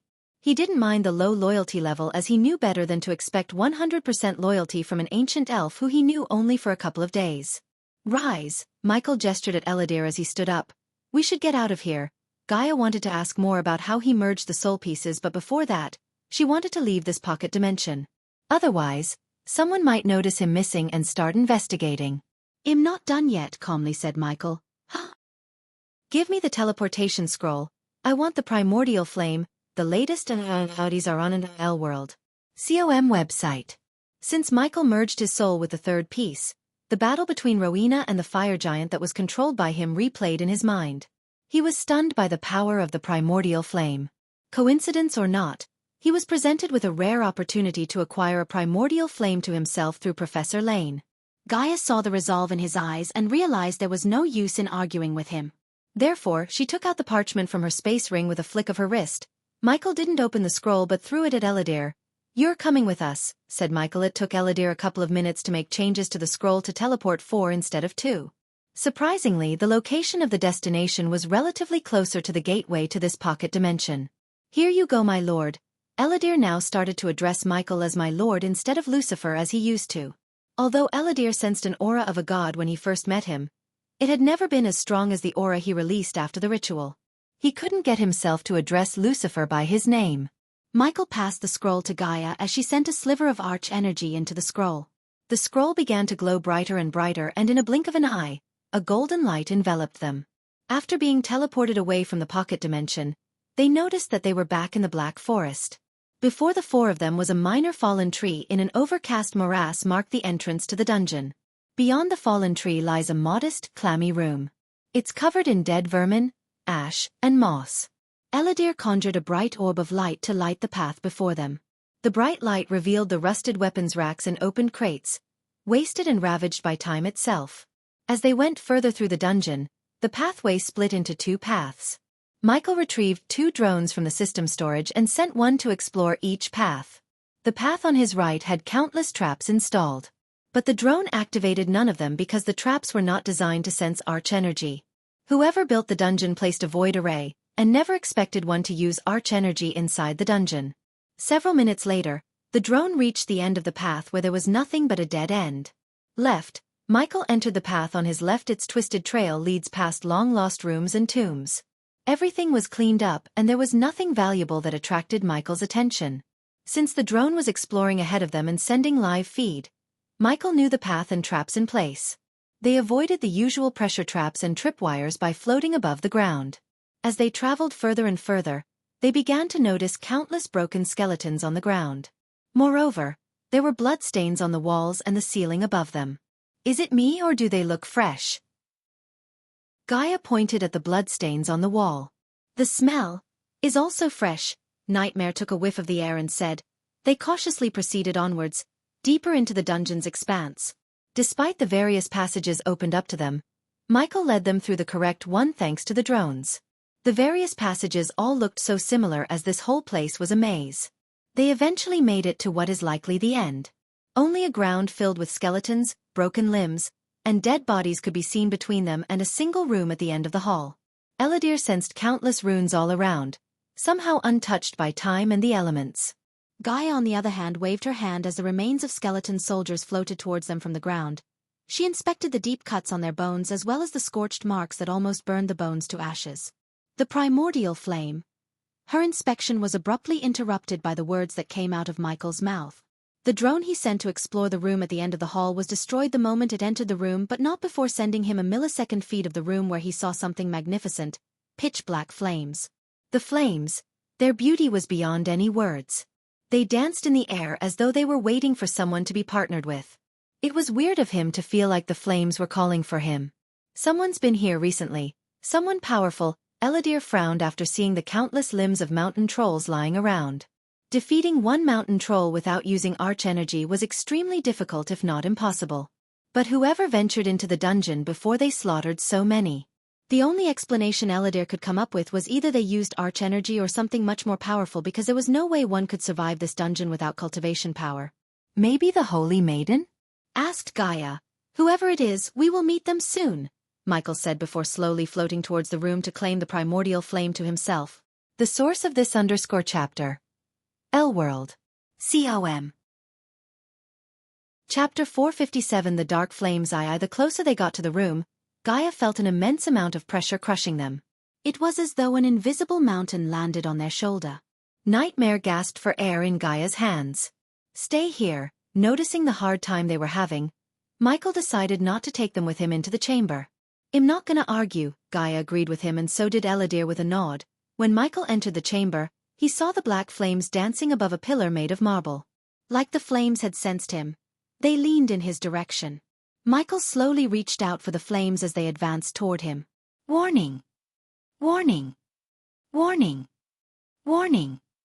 Extreme level of radiation detected. The system went crazy in his head. He ignored all the red warning poppings that were blocking his sight. As he was getting closer to the black flames, the warnings and the shoutings of the system vanished. Does the host wish to absorb the dark flames? The system asked when he was just a few inches away from the flames. Yes, Michael touched the flames, and the moment the flame and his fingers met, a wave of energy surged over him, wave after wave. The flames seeped through his hand into his very being.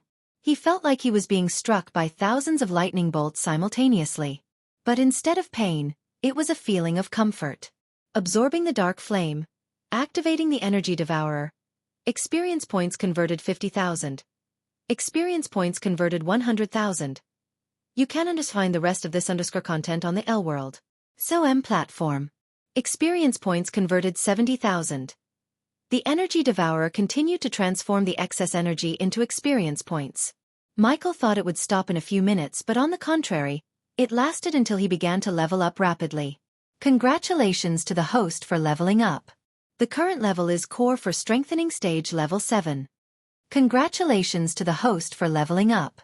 The current level is Core for Strengthening Stage Level 8. Congratulations to the host for leveling up. The current level is Core for Strengthening Stage Level 9. His excitement was going through the roof. He bottled his excitement when he reached Core Strengthening Stage Level 9 as he thought his leveling up would stop there. Congratulations to the host for reaching the next stage, the Soul Refining Stage. Oh my god! He's breaking through. Gaia sensed the violent energy fluctuations in the surroundings. The celestial energy descended from the realm of angels, creating ripples in the night sky. The last time Michael witnessed the celestial energy descending was when he traveled to the Rainbow Island, where Layla's disciples prevented Christopher from reaching the Soul Refining Stage. The system regulated the celestial energy through Energy Devourer. Hence, the jumping from the Core Strengthening Stage to the Soul Refining Stage was so much smoother than the rest of the cultivators in the world. His skin turned darker and darker to the point he looked downright black except for his crimson-red eyes. But soon, the red fire in his eyes was too invaded by the dark flames and transformed from red to black. Congratulations to the host for leveling up. The current level is Soul Refining Stage Level 1. Congratulations to the host for leveling up. The current level is Soul Refining Stage Level 2. The leveling up spree finally stopped at Soul Refining Stage Level 2. The dark flames now completely merged themselves with Michael's soul, strengthening every fiber in his body. The dark flame absorption is completed. All of the host's spells and skills has strengthened by the dark flames. The host is now immune to all the attacks under the Soul Refining Stage except attacks powered by another primordial flame. The host's mastery over the darkness element is increased by 5%. New understandings are published on L World. COM, the host's mastery over the fire element is increased by 5%. Potions and pills made using dark flames will have 94% purity. The spell Responsive Shield has merged with dark flames and transformed into Dark Shield. The spell Ignitia has merged with dark flames and transformed into Dark Ignitia. The spell Wind Blast has merged with dark flames and transformed into Dark Blast. The spell Ring of Fire has merged with dark flames and transformed into Ring of Dark Fire. All these spells were powered up by the dark flames and became much more powerful. All these changes transformed him from a mortal cultivator to a god-like existence. Anyone under the Soul Refining Stage would have no chance of defeating him even if they used legendary spells. He could kill them with a single spell in his normal form, and if he was in his full Lucifer form, it would only take him a punch to destroy his foes. Moreover, in his complete Lucifer form, he could defeat anyone in the Soul Refining Stage and had the chance to defeat cultivators under Fusion Stage Level 3. The Dark Flames was one of the power seeds of darkness. Every time he obtains a seed of darkness, his power would grow exponentially. No one in this world knew the existence of these power seeds, and just like the seeds of darkness, there existed the seeds of light. In the race to get the seeds, Noah already obtained heaven's flames. By absorbing the dark flames, Michael now equalized odds. However, compared to Noah, Michael was on the next level in terms of power because Michael obtained the primordial flames of his source power, darkness. Noah on the other hand absorbed heaven's flame, not the light flame. Hence, he didn't go through the change as Michael did. This feels good, Michael grinned as he conjured the dark flames. The majestic dark flames danced over his palms. Then in a blink of an eye, the flames turned emerald green. He could now change the flames to his will. Human. Just as he was about to see what else he could do now, Gaia called him. He walked out of the chamber only to see the skeletons as well as the dead bodies reanimating again.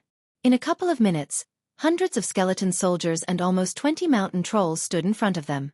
The dungeon expanded in size to accommodate all the trolls and the skeletons. Gaia could crush the skeletons no problem, but the trolls were the real threat. Even with her cultivation, if the trolls managed to get their hands on her before she cast spells, she was as good as dead. Edlitter felt the same, except he had no core strengthening stage cultivation. If he were to fight the army of skeletons in front of him, even with his runes, He could survive the dungeon for a few minutes top. Due to the army of skeletons and trolls in front of her, Gaia had no time to be stunned by his breakthrough into the soul-refining stage. The sight of hundreds of skeletons and trolls didn't scare him the slightest. On the contrary, it put a grin on his face. Visit L-World. Calm, for the best known experience. Stay back, Michael said calmly before walking towards the skeletons and the trolls. Immediately the skeletons standing in front rushed at him waving the rusty swords in their hands. Dark blast. Gaia witnessed a dark crescent wave shoot out of him, blasting the skeletons to pieces. Everything the dark wave touched burned to oblivion. With a single spell, Michael decimated at least 30 skeleton soldiers and he didn't even use his full power. Lightning dash in a flash. He dashed to the center of the army.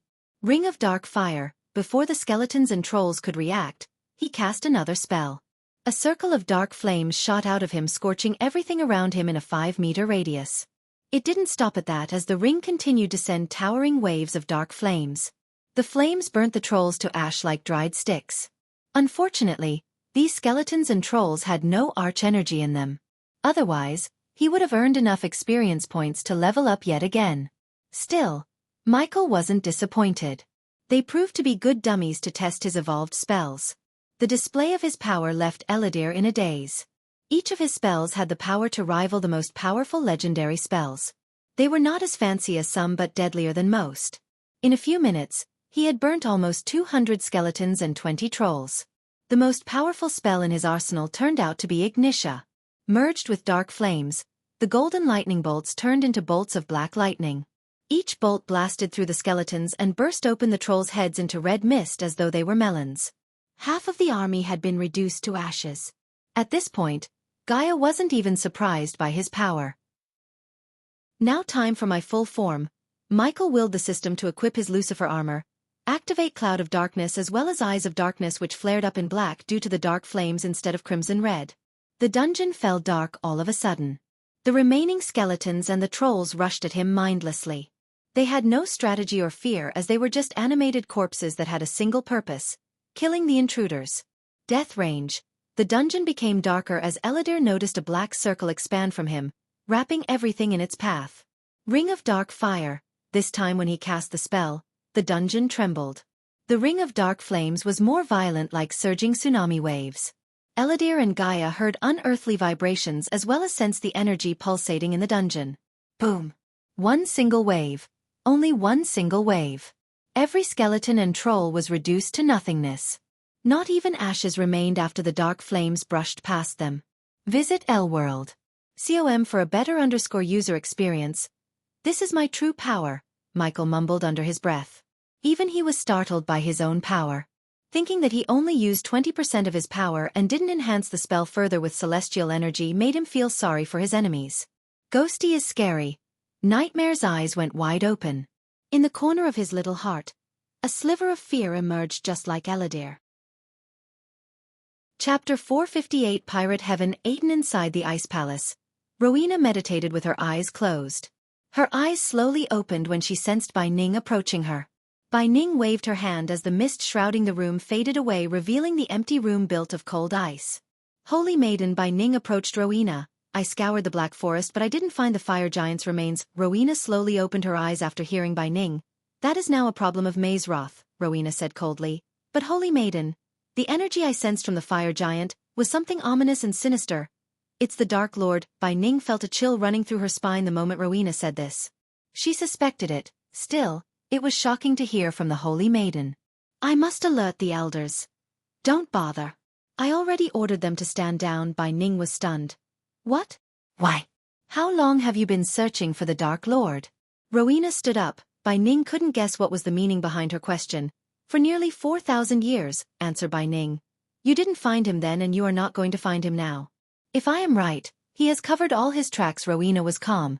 Too calm despite the situation. Bai Ning disliked the Holy Maiden taking the threat posed by the Dark Lord so lightly. However, the old woman knew better than to disagree with Rowena. What do you suggest we should do, Holy Maiden? Nothing, as Rowena said. She gracefully walked toward the wall behind her and waved her hand. The wall slowly split open, revealing the floating mountains and puffy clouds beneath them. Rowena closed her eyes, absorbing the cold energy of the dazzling moonlight. The Dark Lord won't stay in Akilun realm for long. We have to catch him, Bai Ning said to herself. When the time comes, we will meet the Dark Lord. The most up-to-date novellas are published under our L world. Rowena would rather focus on getting stronger than wasting her time looking for the Dark Lord. It was not her job but the Great 8 clans. She approached Bai Ning and then flicked her wrist as a golden parchment appeared in her hands. The scroll looked exactly the same as the invitation to Mazeroth that Ghost received. Mazeroth has chosen Sabrina. Send this to her. Rowena handed over the parchment to Bai Ning. Holy Maiden, if I may, can I ask you something? Rowena nodded at Bai Ning. Your brother was also chosen by Mazeroth, but why didn't he come? Because I told him not to. Not yet. Bai Ning was stunned. Do you remember the assassins you brought me, Bai Ning? Bai Ning began to sweat under her robes despite the chillness of the room. An oblivious spell was cast on them. Oblivious spell? Bai Ning's brows arched up. The oblivious spell was created by Qin Jiao herself. This spell could only be cast by someone from Sky Hall.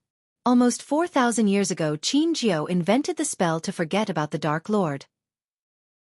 It was way before Qin Jiao mustered the courage to fight back. After she escaped from the future, she desperately wanted to erase the memories of the Dark Lord. Those memories were beyond horrible. With her 3 best friends' help, she created Oblivious, which could erase someone's memories in part or as a whole. However, when she realized the risk of using such a spell, she made sure that only someone from Sky Hall could cast the spell. Before disappearing from Akilun realm, Wulfric used the Oblivious spell on Eladir, erasing all of Eladir's memories of Wulfric as well as those who participated in the ritual. Yes. You know what this means, right? Asked Rowena as Bai Ning felt the room becoming colder and colder. The Holy Maiden's eyes flickered with cold-killing intent. Someone from the Sky Hall. Cast it. Each word of these words could barely escape her mouth. Just by thinking about the possibility that someone inside Sky Hall may have targeted the Holy Maiden's family rendered her body a living statue. She could not even breathe looking at the Holy Maiden. You wouldn't happen to know who might be this traitor, would you? Rowena placed her hand on Bai Ning's shoulder as the old woman's entire body froze for a moment. Holy Maiden, I want everything about everyone in Sky Hall. You have a week. When Rowena took her arm off of Bai Ning's shoulder, the ice layer covering the old woman's body vanished into thin air. Yes, Holy Maiden. Bai Ning shuddered. The old woman bowed deeply in fear, and when she was about to turn back and leave, Rowena called her again. New novellas are published here, L World. Bai Ning, Holy Maiden. Not a single word about this to anyone. Rowena's words were colder than usual. They made the old woman shiver. I swear on my life, Holy Maiden, I won't speak of this to anyone. After Bai Ning left the room, Rowena waved her hand as the wall sealed close. Whoever you are, you dug your own grave. Rowena's killing intent rose through the roof. More than anything in this world, Rowena loved her family the most. The elders of Sky Hall advised her to cut the ties with her family as a Holy Maiden should, but Rowena outright refused it. She would destroy anyone who dared to threaten the safety of her family, even if that someone belonged to the Sky Hall. For Rowena, her family mattered more than the Sky Hall or the elders. Cast on the eastern side of a southern continent, the town of Aden was home to pirates led by one of the 3 pirate lords, Gibby's Blackmane Jet. This town wasn't built by an island by accident, as it had spiritual significance, which was of great importance to the pirates of Aden and its success despite the myth that pirates didn't give any importance to spiritual well-being. The town itself looked hideous and striking at the same time. With its willow-wood rooftops, redwood walls, and white, sandy beaches. The main attraction was the lighthouse, which was built 21 years ago and designed by the elves. The pirate population in Aden grew to over 2,000 residents, quickly outnumbering the 100 or so original law-abiding citizens. This once port city belonged to the Royal Navy of Ar had quickly grown lawless and became an exciting mecca for criminals, escapees, former slaves, and mercenaries. In simple words, Aden was the safe haven for all the pirates in the southern continent where they lived as freemen doing whatever they wanted to plunder whoever they wanted. The sea was calm under the morning sun. Everything was going on as usual in Aden. Some pirates were sunbathing after drinking a little too much rum, and some pirates were making their way to the nearby tavern to drink rum after vomiting because they had drunk too much rum. No matter where one turned, they could see the pirates drinking, pissing, and having sex wherever they want as though they had no idea of privacy or shame. The place was completely lawless, but for the pirates, this place was their republic where the freemen reigned. Among the drunk pirates, only one remained steady, This pirate was barely 4 feet tall and one would hardly recognize him as a pirate instead of as a kid. Finally they are here. This little pirate was none other than Shorty. He was sent to Aden as a scout with a few others who were lying God knows where fully drunk. Hey look, war frigate approaching. What the hell? What flag are they flying? Some of the pirates who were not so drunk saw the 5 ships approaching their island and began to wake the others. Old Bertha was gracefully sailing in front like a formidable leader. The name Old Bertha hardly suited her as now she was fitted with brand new cannons, reinforced black hull, black sails, brand new rudder as well as 2 mortars, one between each neighboring pair of masts for long-range battle. Behind her were 4 brigades and they were all sailing in a rhombus formation. Try the L world. Film platform _ for the most advanced _ reading experience. Ding, ding, ding. Shorty heard the bell sounds ring across the island, alerting the rest of the pirates and mainly, the pirate captains. It's Pirate Lord Corey. They are flying Pirate Lord Corey's flags. The experienced pirates quickly recognized the lips and lightning bolt symbol on the black flag. The moment they saw the flags, they knew the ships belonged to Pirate Lord Corey, and did not dare to fire the mortars. The residents of Aden quickly arrived at the port to see the 5 ships anchoring. Their eyes were glued to the mean-looking Old Bertha. They had never seen a ship completely painted in black as pirates considered painting the ships a waste of gold coins. Shorty couldn't wait to join back on Old Bertha. He was getting sick of living in Aden. All one could do on this island was get drunk, and since Shorty quit drinking so he could become a cultivator, he had nothing else to do except watch others get drunk and hump. Nonetheless, he still couldn't join his crew, not yet. Standing under a coconut tree with a few other pirates, Shorty saw Gibson walking out of Bertha first, followed by Tiberius. Shorty was surprised to see Tiberius with Gibson instead of Maxine. That's her, Pirate Lord Corey. Really? She is scary as fuck. Who is that crippled old man and the guy behind her? Shoo, she might hear you. Keep your mouth shut. Don't you know she can kill you with a single look? She is a witch, the pirates began to murmur. Most of them were shocked to see Corey because she was seldom seen outside of her island. Even Black Mane made more appearances to the pirates than her. Hence, when she came to Aden, the pirates were astonished. Moreover, she arrived with only 4 ships rather than with a small fleet. The pirates followed Corey and the men at a safe distance. Most were curious to see the purpose of Corey's visit while some just blindly followed the others. Shorty followed the men to the west side of the island where Pirate Lord Black Mane resided with a couple of his pirate captains. At the moment, Pirate Lord Black Mane went somewhere else taking a small fleet with him, and the one who was staying in Blackman's castle was another Pirate Lord Vance. The castle was not as majestic as the castles on other continents. It was rather a run-down castle with 5 slim, square towers scattered in a seemingly random pattern. They had been built for an ideal defense and were connected by fortified, heavy walls made of basalt. Their many holes and remnants of siege battle could be seen in the walls. Wide windows were scattered generously around the walls in seemingly perfect symmetry, along with same-sized holes for archers and artillery. Several minutes later, they finally reached the castle gates and were greeted by a red-haired lady with 2 rapiers hanging on either side of her slender waist and a bold man in tattered golden robes at the gates. Full _ current _ novel on L World. COM, Pirate Lord Corey, what a pleasant surprise, the red-haired lady spoke in a seductive tone. Pirate Lord Vance is eagerly waiting for you inside. The man on the other hand spoke in a rather cold tone, but Corey ignored both of their greetings and strode into the castle to spread the name of their new lord. Chapter 459 Become Lord Lucifer's Pirate Lord. After they entered the castle grounds, Gibson noticed barrels of rum, hay dummies, and cannons being repaired by pirates. Unlike outside the castle gates, the pirates inside were doing some kind of chores instead of being drunk and lying on the sandy ground. There were at least 50 archers atop the castle walls, all glancing at them. If they were to make a single wrong move, hundreds of arrows would riddle their bodies in a blink of an eye.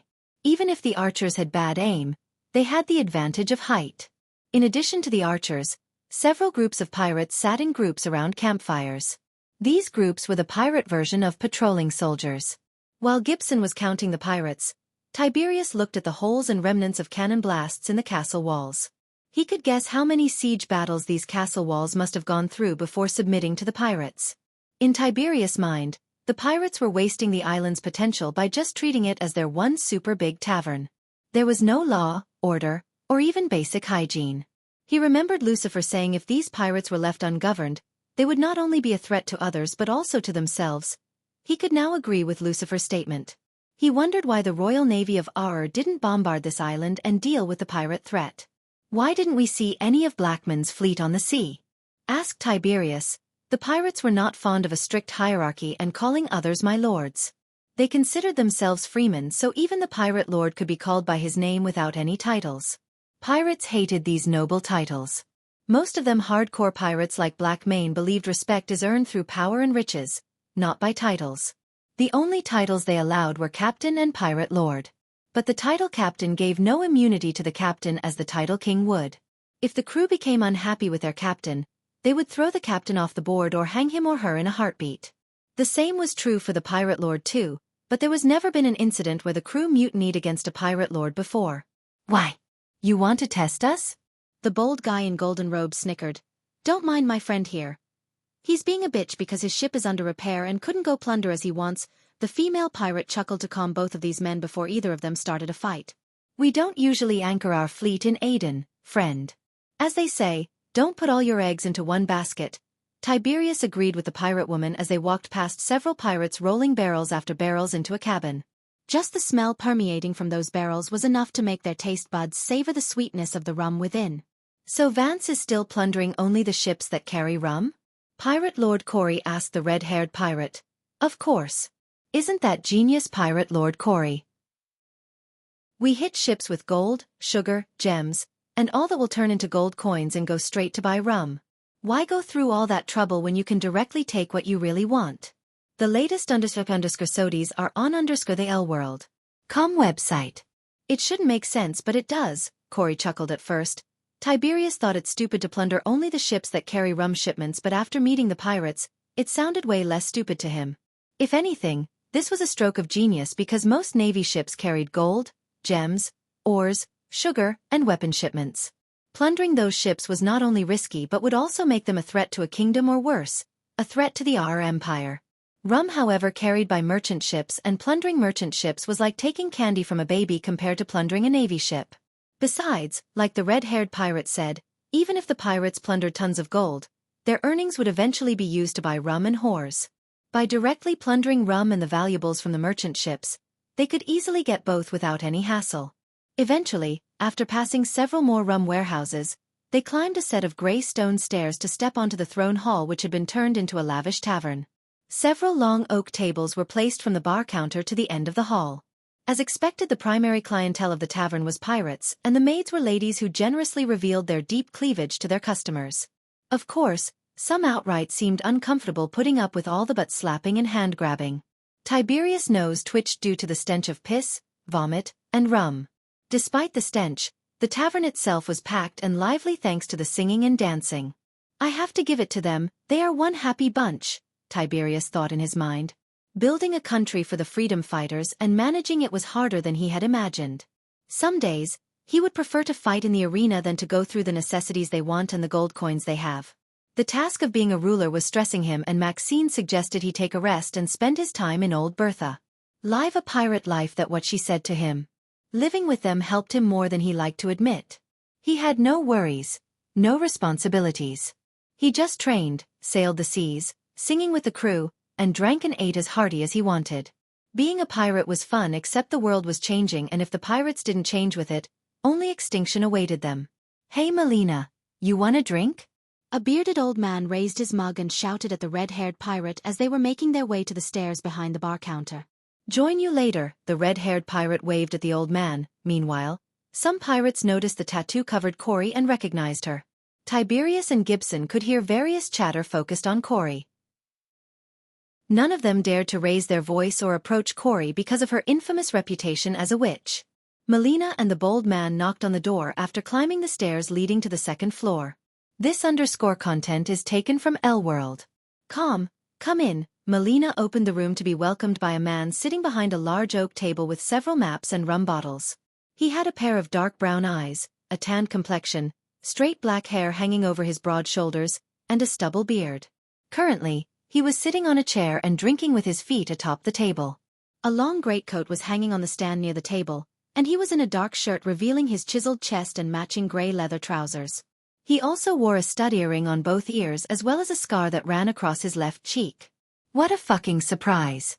Pirate Lord Corey, here in Aden, outside of her witch island, just like his look. His thick voice too had a flair of cruelty to it. Go entertain yourselves. Gibson dismissed the crew by sending them to the tavern below with a pouch of gold coins. After the crew left the room, the bold man closed the door as Corey took the chair in front of the table while Tiberius and Gibson sat on the chairs behind Corey. They let Pirate Lord Corey lead the negotiation as they planned. What can I say? Times are changing, Vance, Corey calmly said. I assume your sudden visit to Aden is not to enjoy our hospitality. Not entirely true. I heard you can't find a finer rum anywhere else. Whores too. Vance grabbed Melina's hands before pulling her closer to him. She sat on the chair's arm, seductively laughing. I heard things too, Corey. Things like the legendary Silent Reaper resurface, one of your pirate captains leaving your side to join another crew, and my favorite. Vance paused for a second and went on, magic-wielding captain if I was not too drunk. I heard he's called Lucifer. Lord Lucifer, Corey corrected Vance, and when Vance saw the look on Corey's face, he was surprised. Initially, he didn't believe such a rumor that someone was using magic inside the void line. To this day, he couldn't believe Corey was able to use magic. Imagine his surprise when his crew told him that the captain of the black ship could cast spells and use magic. Did I hear you right? Melina, did she say Lord? Because I heard she say Lord, Vance asked Melina. Yes, she did, following her novel on Elworld. So when you said times are changing, you meant you became someone else's bitch. Gibson quickly pressed Tiberius' feet with his fake leg to stop him from lunging at Vance. Like it or not, they were in a pirate fortress without Lord Lucifer or the Dark Queen. Old Bertha could give a hell of a fight, but she wouldn't be able to survive if all the pirate ships and defenses around Aden bombarded them. Being a bitch is better than being dead, Vance. You have to be alive to enjoy the pirate life, Corey smiled, but behind that smile, one could see the hidden menacing look. If I don't know any better, I would consider that as a threat. Vance's voice became colder. What I'm here to offer you is an opportunity of a lifetime, Vance. Corey leaned forward. Getting richer and stronger without making an enemy out of the kingdoms and how does this sound, Vance? Let's just assume I'm interested in such an opportunity. What's the catch gonna be? Vance did not seem to be interested at all. Instead of looking at Corey while he was speaking, he was playing with Melina. Tiberius' eyes twitched. He knew by looking at Vance's attitude and the way he talked, that this negotiation was destined to fail. Join Lord Lucifer's ranks as his pirate lord. The moment Corey spoke these words, Vance stopped playing with Melina's lips. He turned his gaze to Corey, and those pair of eyes were flowing with murder. In other words, you want me to be? Vance stood up. A bitch. He banged the table as the rum bottles on the table blasted away. Despite Vance's outburst, Corey was still calm. Visit Elworld. .com for a better reading experience. What if I say Lord Lucifer can grant us immortality? Melina and the bold man who listened to Corey were startled. Vance wasn't interested in riches and power like many others in this world. He would rather live his life plundering rum and drinking than capitalize on a golden opportunity. There was nothing much Corey could offer that would tempt him except immortality. Chapter 460, The Almighty Sunrise Sect. That shit doesn't work for us. Your sales pitch would have worked on those freaks who call themselves cultivators, Vance snickered. Corey sighed. It seems like you need a demonstration. Vance saw Corey close her eyes. Subconsciously, he took a step back from the table. Corey felt the crystal pendant on her neck warming up. The warmth slowly spread through every being in her body. Crystal dagger, she opened her eyes abruptly, raising her hand at Vance. Melina and the bald man immediately jumped in front of Vance to defend, though they were too late. They only felt a gush of wind blow past their faces. Fuck! Vance stumbled back as a blue dagger floated in the air just an inch away from right between his eyes. He shuddered, and without his control, he started to sweat under his shirt. Melina and the bald man's faces lost all color and became pale. Melina's hands on her rapier were shaking. This had heard about cultivators casting spells and using magic, but this was the first time they had witnessed it in real life. They couldn't stop themselves from shivering. The dagger was still hovering in the air, radiating a chilling aura. Arg fuck, Vance growled when he tried to grab the dagger. The dagger's cold surface burned his palm. This is just a taste of power Lord Lucifer blessed me with, Vance. In front of him, we are powerless and insignificant as ants. Imagine the possibilities of having such powers, Vance. We can be much more than pirate lords. Corey put her hand down as the dagger vanished into thin air. Only now Vance could let out a heavy breath. He just stared death in its eyes and survived to tell the tale. His mind was slowly digesting the fact of how insignificant and powerless he was, just as she said. If Corey wanted, she could have simply killed him and the two pirate captains in a blink of an eye without making any fuss. They could have walked out of the island simply, as by the time the drunken pirates noticed their bodies, they would have been long gone. Still, every fiber in his body screamed against him at the thought of serving someone else other than himself. He felt as if he was being forced to bend his knees. He preferred to die on his feet than to live on his knees like a true pirate. "You have 2 weeks to give us your answer, Vance." Corey stood up to leave. "Nuances are published on Elworld." What if I didn't?" Vance's question stopped her on her way to the door. "Nothing." Corey didn't even turn back. "If you can't grab an opportunity when it slaps you on the face, you're not the pirate I thought you are." Tiberius followed Corey and Gibson behind, leaving the pirates stunned. He couldn't help chuckling, noticing the fear in their eyes. "Pirate Lord Corey, is it okay to leave them?" "You know, they might blabber," Gibson asked as they were climbing down the stair. "They should," Corey smiled. Everything went according to Lord Lucifer's plan. Gibson wasn't surprised by her words, and neither was Tiberius. They both knew that Lucifer was as cunning as he was powerful. "Those pirates should be grateful they didn't come here," Tiberius calmly said. The they he meant were Lucifer and Dark Queen. "I've yet to see someone live after saying no to him." The trio left Aiden after staying for a day. Shorty handed over all the information he gathered in Aiden to Gibson, which was then transferred to Maxine. Old Bertha started her voyage searching for Black Mane, the last pirate lord. The Broad River sect of Kingdom Kethan was a beautiful castle surrounded by majestic gardens and fountains magically created out of the crystal blue lake surrounding the sect. The sect looked very impressive despite having stood for over 500 years. Many buildings were being built and the existing buildings were getting repaired. The major construction work was on the main castle. It was believed that the magnificent fountain in the middle of the sect's park had healing and beautifying properties.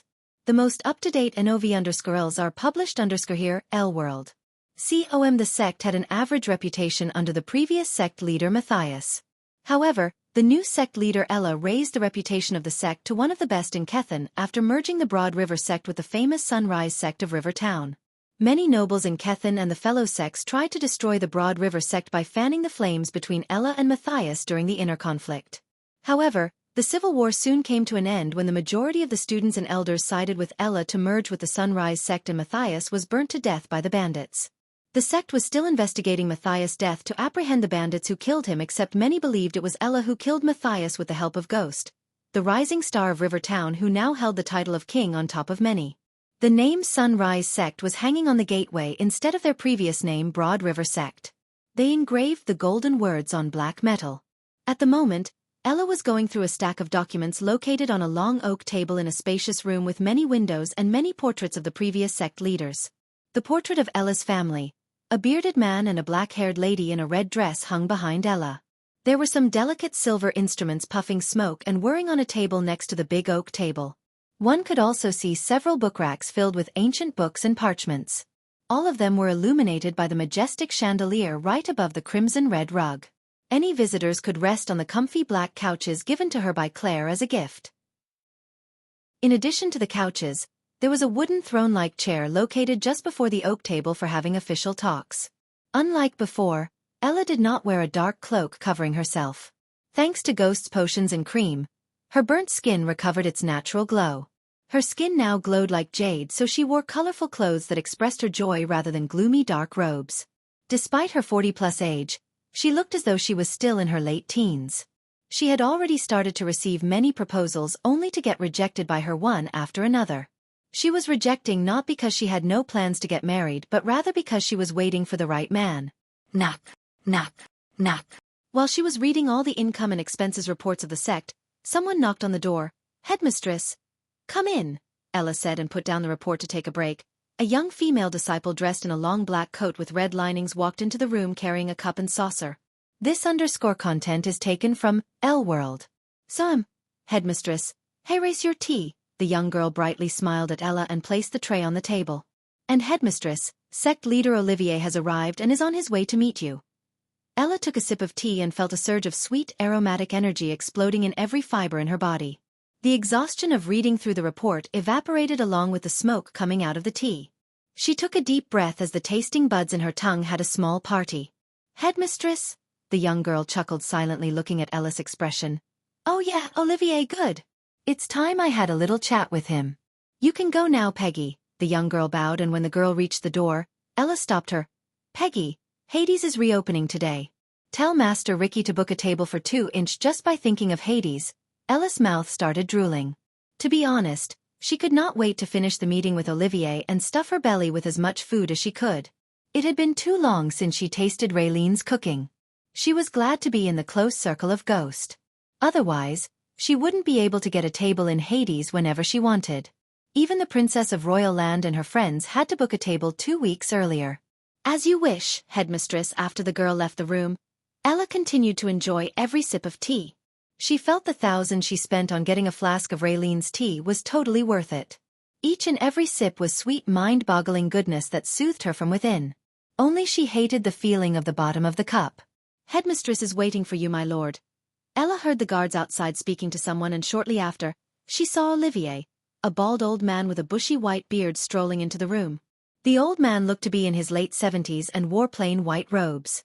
He looked to be in his late 70s while his real age ranged between 100 to 150. Ella noticed the dark circles under his eyes. Everyone in the sect leader circle knew the man was struggling to break through to the core strengthening stage. He was stuck on the core formation level 10 for more than 10, and even Ghost's revitalizing pills or cultivation enhancers could not break his bottleneck. That didn't mean Ghost was unable to help Olivier with his bottleneck. In fact, he left a crate of special potions just for people who were suffering from cultivation bottlenecks. A potion from that crate was Ella's major bargaining chip with a negotiation she is about to have with Olivier. Visit L-World. COM for a better reading experience. Thank you for coming to meet me. Sect Leader Olivier. Please take a seat. Ella gestured at Olivier to take a seat. Regardless, the current Broad River sect was much more prominent than Oliver's White Cloud sect, and in fact, the two sects shouldn't be compared, as the current Broad River sect had become a mammoth in Kethen. That was why Olivier came all the way from his sect to meet Ella when she summoned him. Offending Ella would be like offending the Sunrise sect. Nowadays, they had the same influence and power to be equal to the 3 big sects themselves. How would you like to join our Sunrise sect? Sect Leader Olivier. Chapter 461 Takeovers. Elon and Azair were yet to recover from the Hydra's outcry. Apart from a few devices invented by the Guardian Guild, there was no way to gauge someone's cultivation level as they had been doing forever. Nonetheless, Ella needed no device to tell Olivier was still at the core formation stage. The dark circles under his eyes and the collarbones building out were enough. Come again, Sect Leader Ella, Olivier frowned. He could swear that he heard her asking him to join her sect. Drop the formalities, Olivier. Call me Ella. Ella giggled, waving her hand. Olivier was still staring at her without batting an eye as she continued. Rumors claiming you're looking for a new successor to inherit your position as sect leader. Any truth to those rumors? Oliver carried the torch of sect leader of the White Cloud sect for nearly 60 years. Until 2 decades ago, the density of arch energy was extremely low in the world. Thus, the majority of the cultivators born before that time could not reach high stages of cultivation like the youngsters nowadays. So reaching the core formation stage 60 years ago was a pretty big deal. Olivier was considered a prodigy, and inherited the sect leader position from his predecessor. The stress of being a sect leader had slowed down his cultivation speed. It took him 40 years to reach level 10 of the core formation stage from level 1, and he spent millions in gold coins buying rare potions and items. Thanks to Ghost and his potions, he was able to cultivate much faster than he used to. Still, it was not enough to make him break through to the core strengthening stage. Since many of his friends advised him to leave his stressful sect leader position, he was looking for a new successor, except he had been doing it under wraps. How the hell did Ella know about this was beyond Olivier. However, rather than focusing on how, Olivier just sighed. Matter of fact, I am looking for someone to take over the sect after I enter seclusion. Something told Ella that it might be his last seclusion. Many cultivators who were suffering bottlenecks would go to the Lonely Mountains as a last attempt to break through to the next stage. The Lonely Mountain was an uninhabitable place where extreme yang and yin energy were always colliding with each other. Due to these 2 extreme energies, the place only had 2 climates: freezing cold and burning hot. 9 out of 10 cultivators would die trying to break their bottlenecks. If a cultivator could absorb and survive the yin and yang energies, it would break the bottleneck. Venturing into the Lonely Mountain was the last resort for any cultivator. I've been following your sect closely, Olivier. You have certainly done a good job keeping the sect from declining. But your sect has so much potential, it could go beyond and further. Surprisingly, Olivier gently smiled, shaking his head slowly. Ella, I lived long enough to know what you're trying to do. You want my sect to be merged with the Sunrise sect. You literally said that. I've been doing what's right for my sect ever since I became the sect leader. Give me one reason why I should agree to this merger? She would be lying if she said she wasn't pleasantly surprised by Oliver's directness. Wearing a smile on her face, Ella waved her hand as a glistening emerald green potion bottled inside a palm-sized vial appeared on the table. This is my reason. 1-inch Olivier did not recognize the potion, but he sensed a great amount of energy coming from the vial. Before handing over the potion to Olivier, she grabbed a golden parchment and slid it toward Olivier. And this is reason number 2. Go on, open and take a look. Olivier untied the red ribbon to read the contents inside, and the moment he laid his eyes on what was written, he was taken aback by surprise. The parchment contained all the financial information about the Broad River sect for the last 5 years. No sect leader would reveal this to another one, especially another sect leader. In addition to the financial side of things, the parchment also contained the cultivation status of a number of disciples and elders. You put your soul and body into your sect, Olivier. It's your baby, so it's no lie that major change such as a merger would greatly concern you. What you're holding in your hands is to reassure you that if you agreed to this merger, it will be in the sect's best interest. Ella paused for a moment and continued.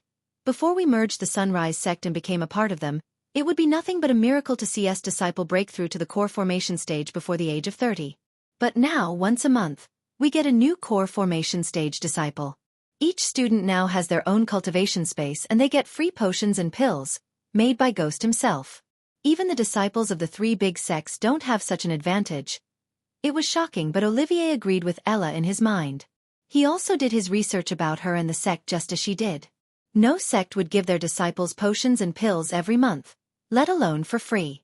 It was crazy even to think that they had been giving potions and pills made by the 5-star alchemist for free as though they were candies. His disciples and even the elders had to wait in the line for a day to get their hands on the potions and pills made by the Ghost, yet the Broad River sect disciples were getting them for free every month.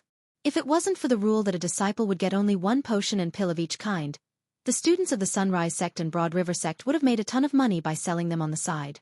The demand for Ghost's products was going through the roof.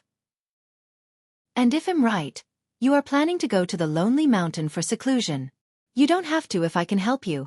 Ella slid the potion towards Olivier. Have you heard the news that Ghost could reach 90% purity? Visit Readel. Me for extra chapters. Olivier nodded. Following the events that happened in Hades, every newspaper including the royal newspaper had printed Ghost's ability to reach 90% purity in alchemy products he made and his admission to Mazeroth on their front page. At that time, the news spread throughout the continent like wildfire. Not a single soul was unaware of this. That's a 90% pure potion brewed by Ghost himself. And you can't get this particular potion anywhere. It's one of the special potions brewed by him. Especially for cultivators such as you. Oliver's hands trembled while holding the potion in his hand. In 1 month, you will be able to break through to the core strengthening stage if you take this potion. You are welcome to take this potion with you and appraise it for yourself. No cultivator would blindly drink an unknown potion no matter how pure it was. What if it was poison instead of a miraculous potion?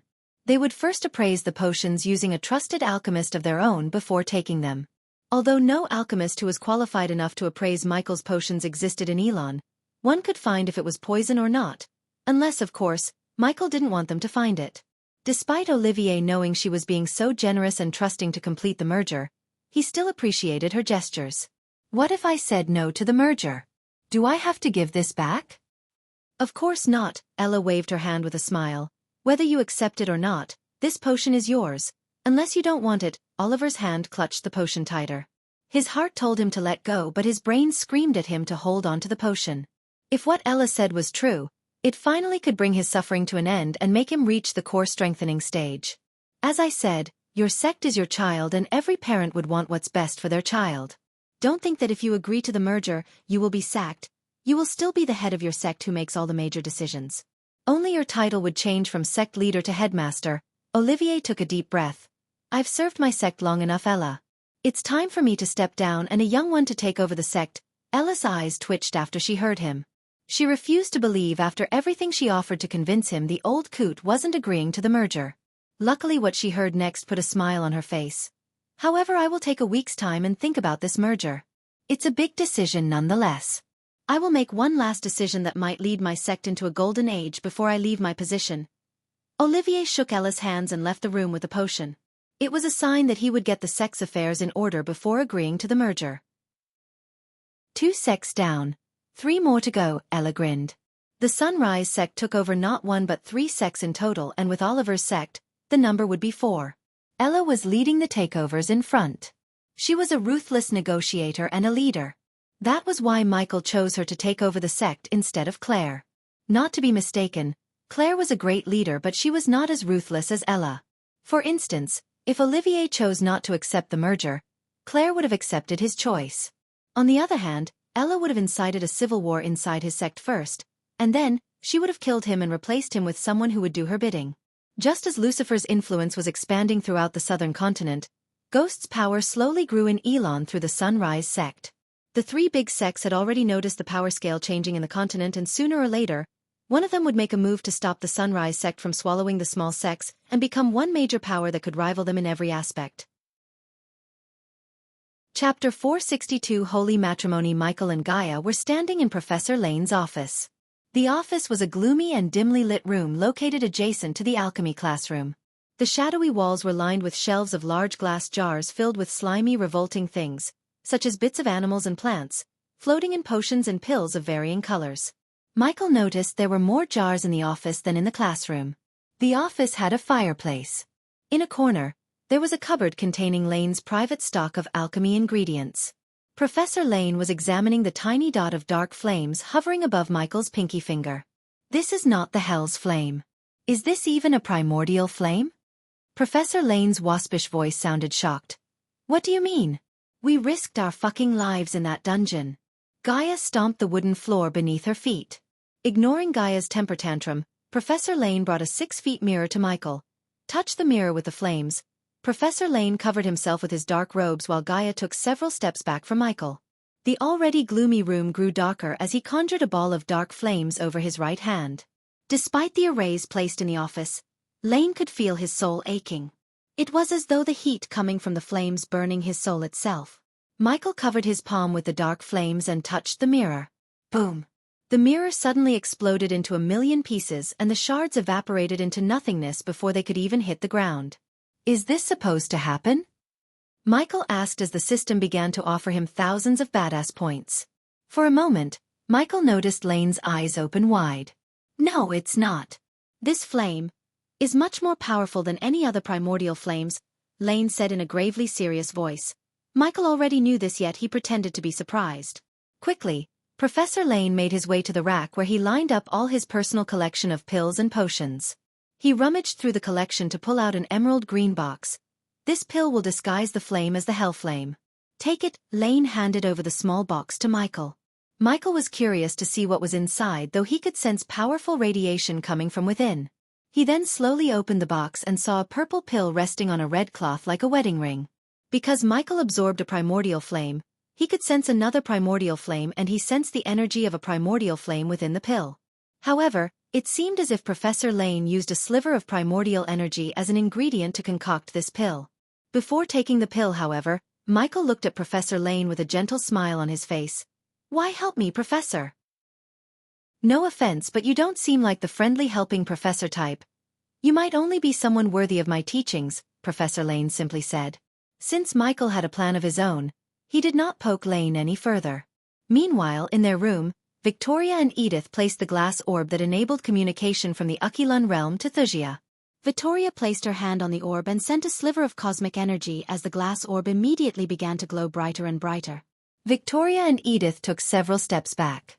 Soon, 2 figures in ethereal form appeared above the orb. The man was in a crimson-red robe that draped the floor beneath him. He had striking crimson-red hair dancing over his shoulder, blue eyes, and a thick beard without a mustache. His muscles were bulging out of his crimson-red robes. The man possessed an aura of an emperor and not of a kind benevolent emperor. Rather, he seemed cold, iron-fisted, and powerful as a god. The woman who remained by his side had golden hair, a gentle smile on her face as well as a pair of glistening hazel eyes. Her perfect structure was covered by a long gown usually made of a luxurious tunic and contained embroidered lace and gems. "Father, Mother," Victoria immediately dropped to one knee and bowed her head. "Your Majesty, Your Highness," Edith curtsied them with a royal bow instead of kneeling down like Victoria. They were the King and Queen of Wuxia, Maxim Barnes and Valeria Barnes. Valeria looked at Victoria with a kind look, and she was about to speak when a cold voice reverberated in the room. "Unacceptable." Maxim Barnes' voice conveyed authority. The voice emanated from his 6'6" stature commands attention. It was unmistakable. At its most pronounced it felt like a whip against dewy skin. "You have failed to secure the primordial flames. What have you learned from your failure, Victoria? Raise your head and answer." Victoria shuddered like a child in front of him. "The primordial flames indeed have a mind of their own, father. They refuse to submit to the cosmic energy, and one of them has chosen a new master." "One of them?" frowned Maxim Barnes. "Yes, father, there were 2 primordial flames full."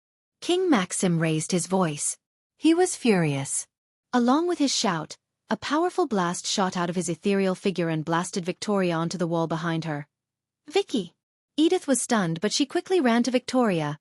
No, Victoria refused to take Edith's hands and picked herself from the ground without any help. Knowing about her husband's anger, Valeria remained silent. She did not even try to calm him down because she knew it would only make him madder. Victoria ignored the blood slowly trickling through her nostrils and knelt before him just like before. "Only the 3 primordial flames can stop the cosmic energy." "What does that mean?" asked Maxim Barnes. Visit Readel.me for extra chapters. "Our enemies can use the primordial flames against us," Victoria immediately answered Maxim without even taking a second to breathe. They will use the flames against us. That is why we must secure them for ourselves before our foes. Each failure teaches us a lesson. Learn from your failures." "Yes, sir." Victoria placed her hand on her chest and declared. "Have you found someone worthy of you in Mazeroth?" asked Maxim. "No, father." She shook her head. Maxim looked at Victoria for a moment and then disappeared, leaving Valeria with the 2 girls. Edith finally let out a deep breath and felt her muscles loosen up. "Rise, my daughter." Valeria's gentle voice swept over Victoria. There was nothing but love and kindness in her eyes. She looked and acted like the embodiment of compassion. Victoria stood up, revealing a delicate smile. "Your father and I have picked 2 young men who might be worthy to take your hands in marriage, Victoria. If you have no one in your heart, you can select either of them and you won't be disappointed." "Mother," Victoria growled. "I don't want to get married." No, dear, marriage is important. To you and to our kingdom. Your father has given you the freedom to pick a groom for yourself. He has been very patient in this matter, but you know about your father. He is not a patient man." Victoria could only sigh. To be honest, she did not want to marry, but she was unable to disagree with her father too. She had been telling them she will find a man who is worthy of her, yet she barely even tried to. "But how could I marry someone I don't even know? Every man I met till now is weaker and inferior to me in every aspect. I married your father without knowing him, honey, and that's the best decision I've ever made. You can't keep avoiding this matter, saying they are weak and inferior to you. No one can or will be stronger than you, Victoria. You have the cosmic energy running in your veins. I think the young men we found might be the best fit for you. They are stronger than you, but they are not weak either. If they had cosmic energy, I have no doubt they will be just as strong as you or stronger." Victoria was momentarily stunned by the last few words that came out of her mother's mouth. She creased her brows, refusing to believe that not 1 but 2 men existed who could be stronger than her. Granted, she had cosmic energy, but even before absorbing cosmic energy, her cultivation speed and the purity of the energy in her body shook the entire Azer continent. She was deemed a once-in-lifetime prodigy, and many even compared her to the Hunt family prodigy. "Who are they?" Edith's curiosity got the better of her. "Both of them hail from the Elon continent. One of them is a guardian. Our contacts in the Guardian Guild have informed us he is a rising star with unlimited potential. They believe he has reached core formation stage level 10 recently." As Queen Valeria was describing the candidate, Edith's heart started to beat faster and faster. It felt as if her heart was pounding against her chest. "He is kind, forgiving, and talented in both alchemy and combat. General Booth has accessed the battles he went through and said he could fight with him toe-to-toe and might even defeat him in a duel." Valeria intentionally teased Victoria without revealing the identity of the young man. She kindled a fire of curiosity within Victoria. and rubbed her ego to the point Victoria would travel to Elon to meet both young men and pick one to be her life partner. Who does this remind you of? Valeria chuckled. You, said Victoria. When someone wanted to describe Valeria with few words as possible, they would say the exact thing Valeria said about the young man: kind, forgiving, and talented in both alchemy and combat. Valeria failed to notice a tear rolling out of Edith's eyes. Do you want to know his name? Valeria teased Victoria. The young girl nodded her head wordlessly, telling her mother to stop teasing her and reveal his name. Noah Winston. Edith's tears hit the ground as soon as Valeria uttered the name of the man whom Edith was in love with. Chapter 463. Victoria chooses her groom. Not only Edith but also Victoria was stunned to hear the name Noah Winston. Victoria was caught off guard as she did not think the young man her mother was talking about could be the same guy Edith is in love with. Her eyes automatically turned to look at Edith and saw the tears gushing out of her eyes. Victoria waved her hand, sending a sliver of cosmic energy to the orb. Right after the cosmic energy reached the orb, Valeria's figure vanished into thin air and the orb lost its glow. As soon as Valeria disappeared, Edith collapsed down. She closed her face with her hands and started to cry. Edith, Victoria knelt beside her best friend, wrapped her arms around her shoulder, and pulled her close to her. I don't know what to do, Edith sobbed as her voice stuttered. Hey, you don't have to do anything. Stop crying, Victoria tried to console her. She wasn't in her usual cold self. How could she when her best friend was crying for the first time in many years? Edith sobbed continuously for 15 minutes, and no matter what Victoria tried to say or do, she could not stop Edith from crying. It's okay. Edith opened her hands, revealing puffy red eyes and a pale face. She quickly wiped off the tears and tried to let out a smile. I'm used to not having things I love. You can have him, he will take good care of you. He's really a good guy. Surprisingly, Victoria slapped the back of Edith's head. You dumb silly, who said I'm going to choose Noah? No offense, but I'm not going to share my husband with you or anyone. Looking at Edith's dumbstruck face, Victoria sighed before smiling. Mother said 2 candidates, idiot. If I have to choose one, I will choose the other one. I bet mine is better than yours, she joked to make Edith truly smile again instead of the fake one on her face at the moment. But if should Victoria closer her lips with her hands, if I agree to marry someone else, I don't have to marry your lover boy. Edith was saying something, but due to Victoria's hand on her mouth, her words became inaudible. Victoria removed her hand as Edith stared at her with watering eyes.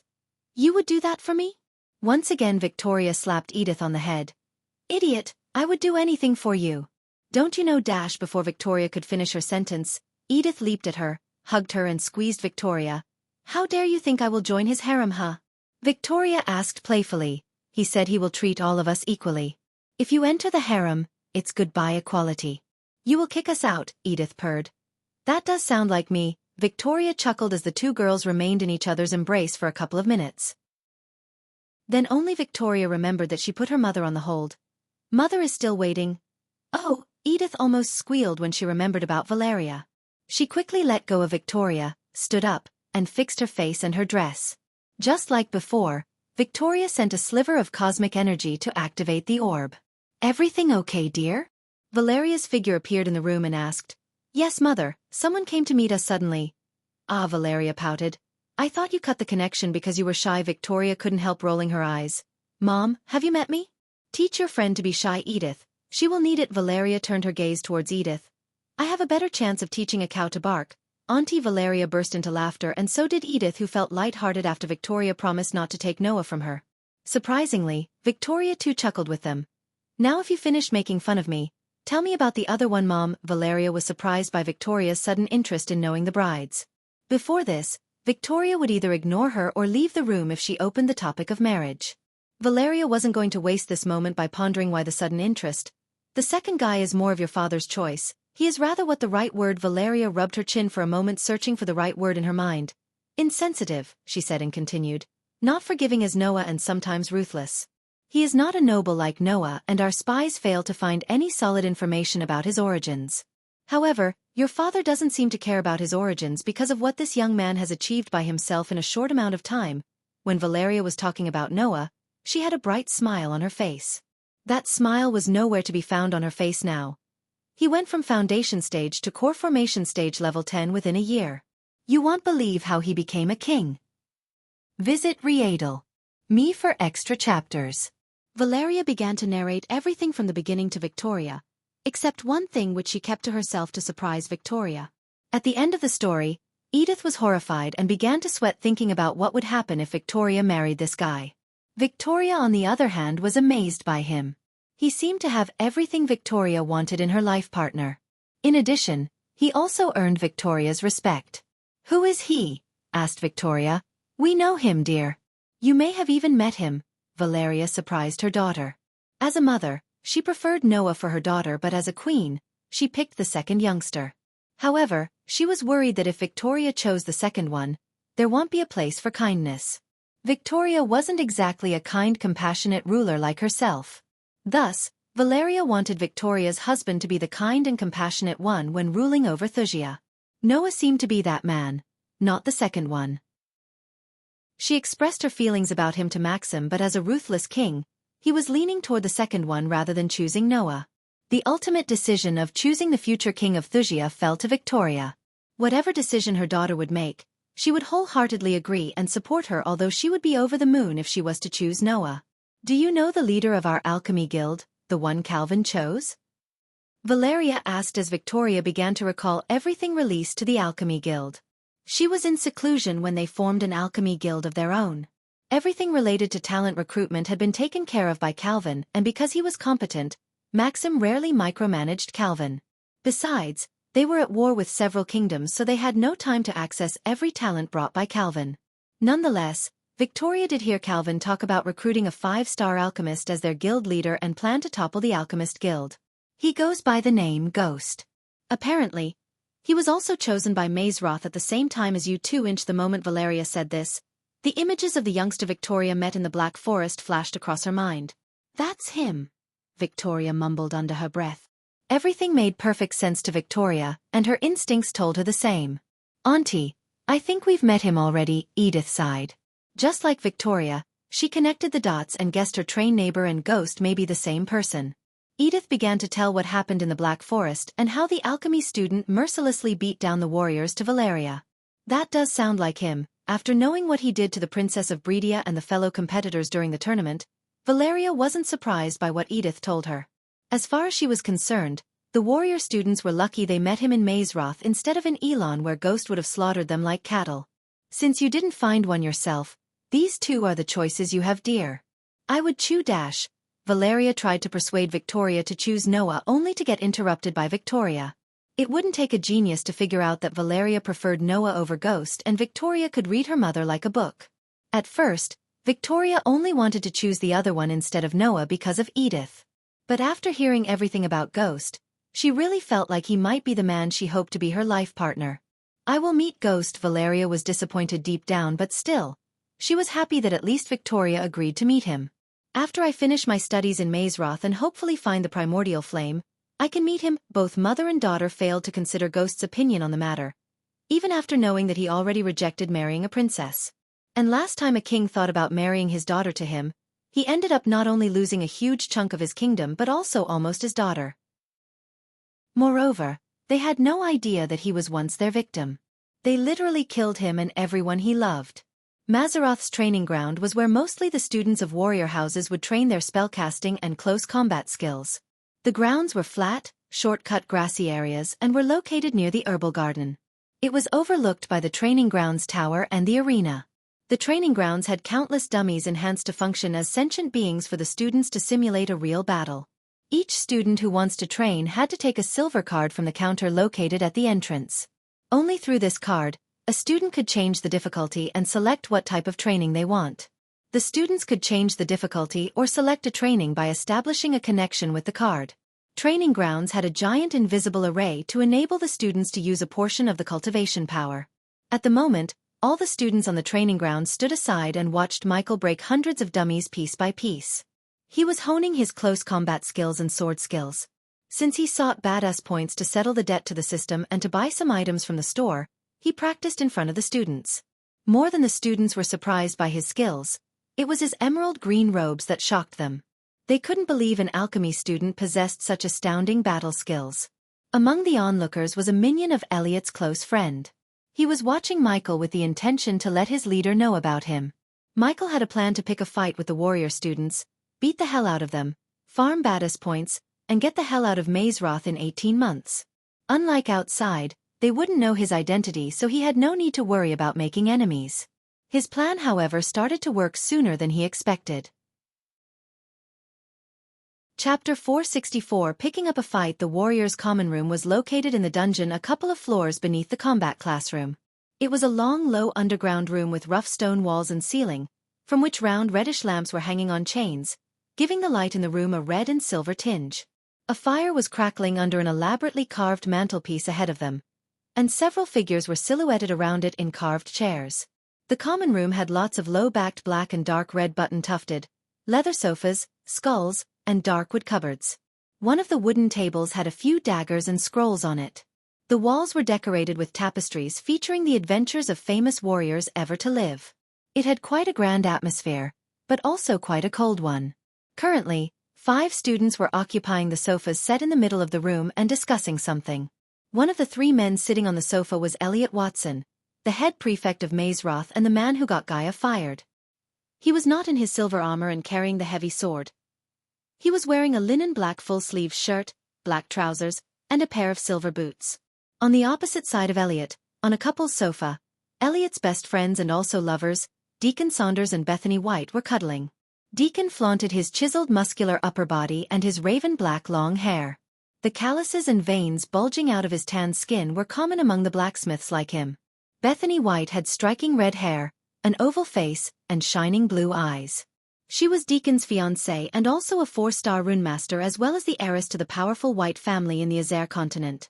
While Deacon and Bethany were entangled in cuddling and smooching, a blonde girl in a loosely tied ponytail was making tea for everyone in the room. She would remind someone of Alicia, as the girl looked cold, unsympathetic, and not at all friendly. The 5th person in the room was Diego Carter, a messy purple-haired young man wearing skinny black leather trousers and a rainbow-colored sparkling jacket. Out of the 5, he was the only one standing in the corner of the room, watching them with a tinge of jealousy painted on his face. His eyes particularly focused on Bethany while his hands were rubbing his crotch. He quickly took his hand off of his crotch when one of his minions entered the room. The minion was surprised to see the head prefect in the room. "Hey, Elliot," the minion stuttered. His eyes were desperately searching for Diego until they landed on Diego. "Boss, you have to see what's going on in the training grounds." The minion tried to lower his voice, but all of them heard him. "What?" Diego rolled his eyes. He was quite annoyed by his minion's untimely entrance. "There's an alchemist showing off by breaking the dummies." "So?" Diego once again rolled his eyes. The dummies were put to hardest difficulty. As soon as the minion said this, everyone turned their gazes at him. Deacon and Bethany stopped smooching. Erica halted brewing the tea and Elliot adjusted his spectacles. "Are you fucking with me right now?" Diego bore his teeth like a mad dog, which made the minion take a step back. "Of course not. He's still at it. You can find the rest of this content on the L World .com platform. Did I hear you correctly? Is he destroying the dummies which were put on the hardest difficulty, or is he getting his ass kicked by the dummies?" The minion frowned. He was sick of Diego and his attitude. Only because being a friend of Elliot's friend had some advantages in Mazeroth, he would have stopped putting up Diego's shit a long time ago. "Yes, stupid deaf motherfucker, he is the one kicking ass." The minion wanted to speak these words. "He is destroying the dummies. Until I was there, he didn't even get a cut from the dummies." Unfortunately, he could only speak these words. "That's really surprising," Deacon spoke in a thick voice. "Bullshit," Diego rebuked. "When was the last time some tried the hardest difficulty dummies and left the place unscathed? Especially lowly alchemists who can't even fight a wild boar." Diego grabbed the minion's collars. "They are not inferior to us, Diego." Elliot's deep voice made Diego let go of the minion's collars.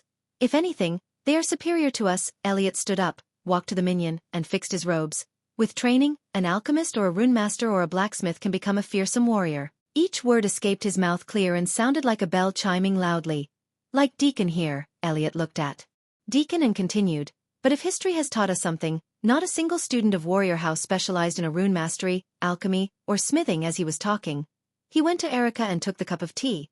"To be a warrior, one must respect another. Respect is earned, Elliot, not asked." Diego rebuked once again. Elliot just smiled at his snarky comment.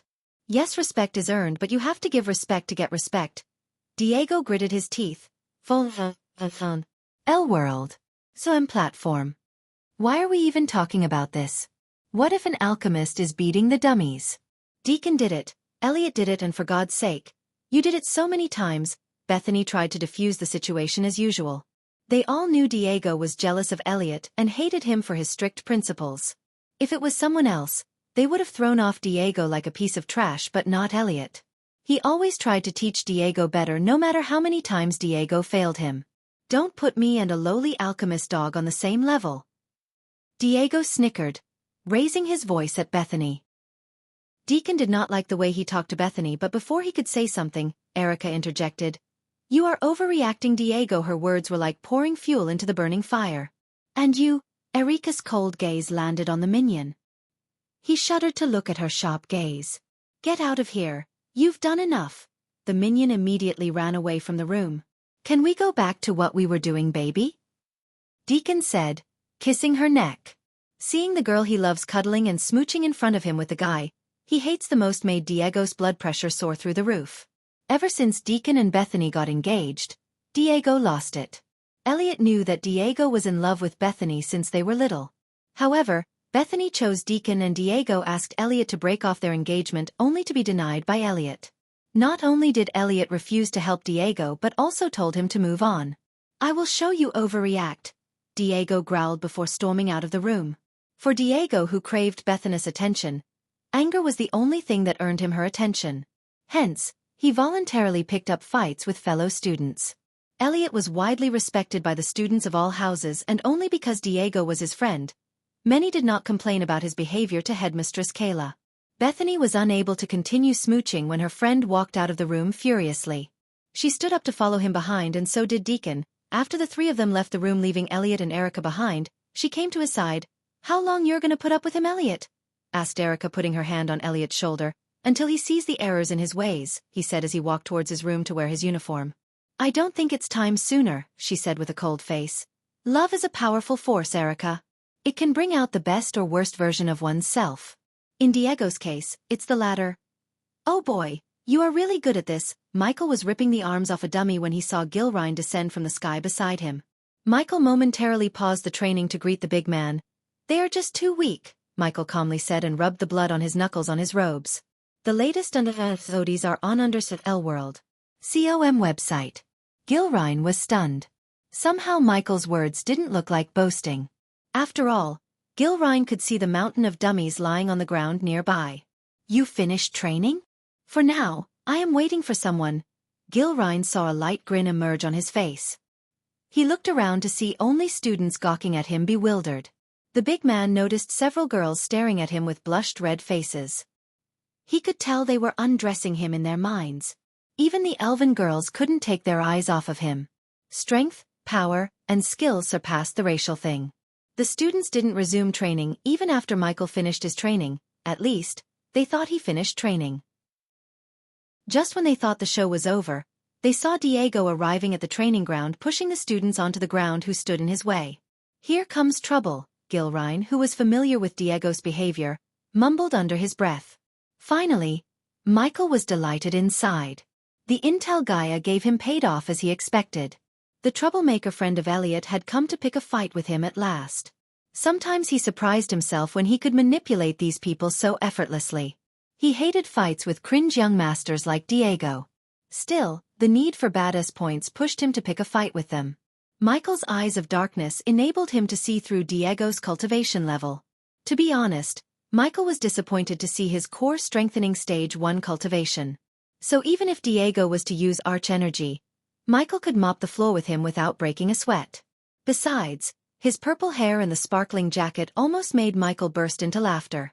Diego resembled a clown, and it was so funny to see a clown looking at him with murderous intent in his eyes.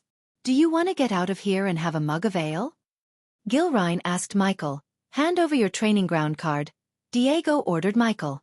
The students immediately became excited. They could sense the tension and wanted to witness Michael fight with a warrior instead of dummies. That way they could determine whether he had real battle skills or not. I am not finished yet. Go back to your counter. Michael pretended not to know Diego and treated him like a servant. Gilrine almost spat out to see Michael shooing him away like a puppy. Diego's anger exploded within him. As Michael turned his back on Diego, he growled, Don't you know who I am? Michael ignored him as though he did not hear Diego. He was intentionally pissing off Diego for amusement. I am talking, you asshole. Diego walked towards him, bridging the gap between the two. Visit to L World. .com/discover new novels. Why don't we all take a deep breath, huh? Gilrine tried to defuse the situation even though he could tell there is no reasoning with Diego. You're tuning in to the Xiaofan's Wuxia Tales YouTube channel. Don't forget to subscribe and join us on this journey to catch the most captivating stories.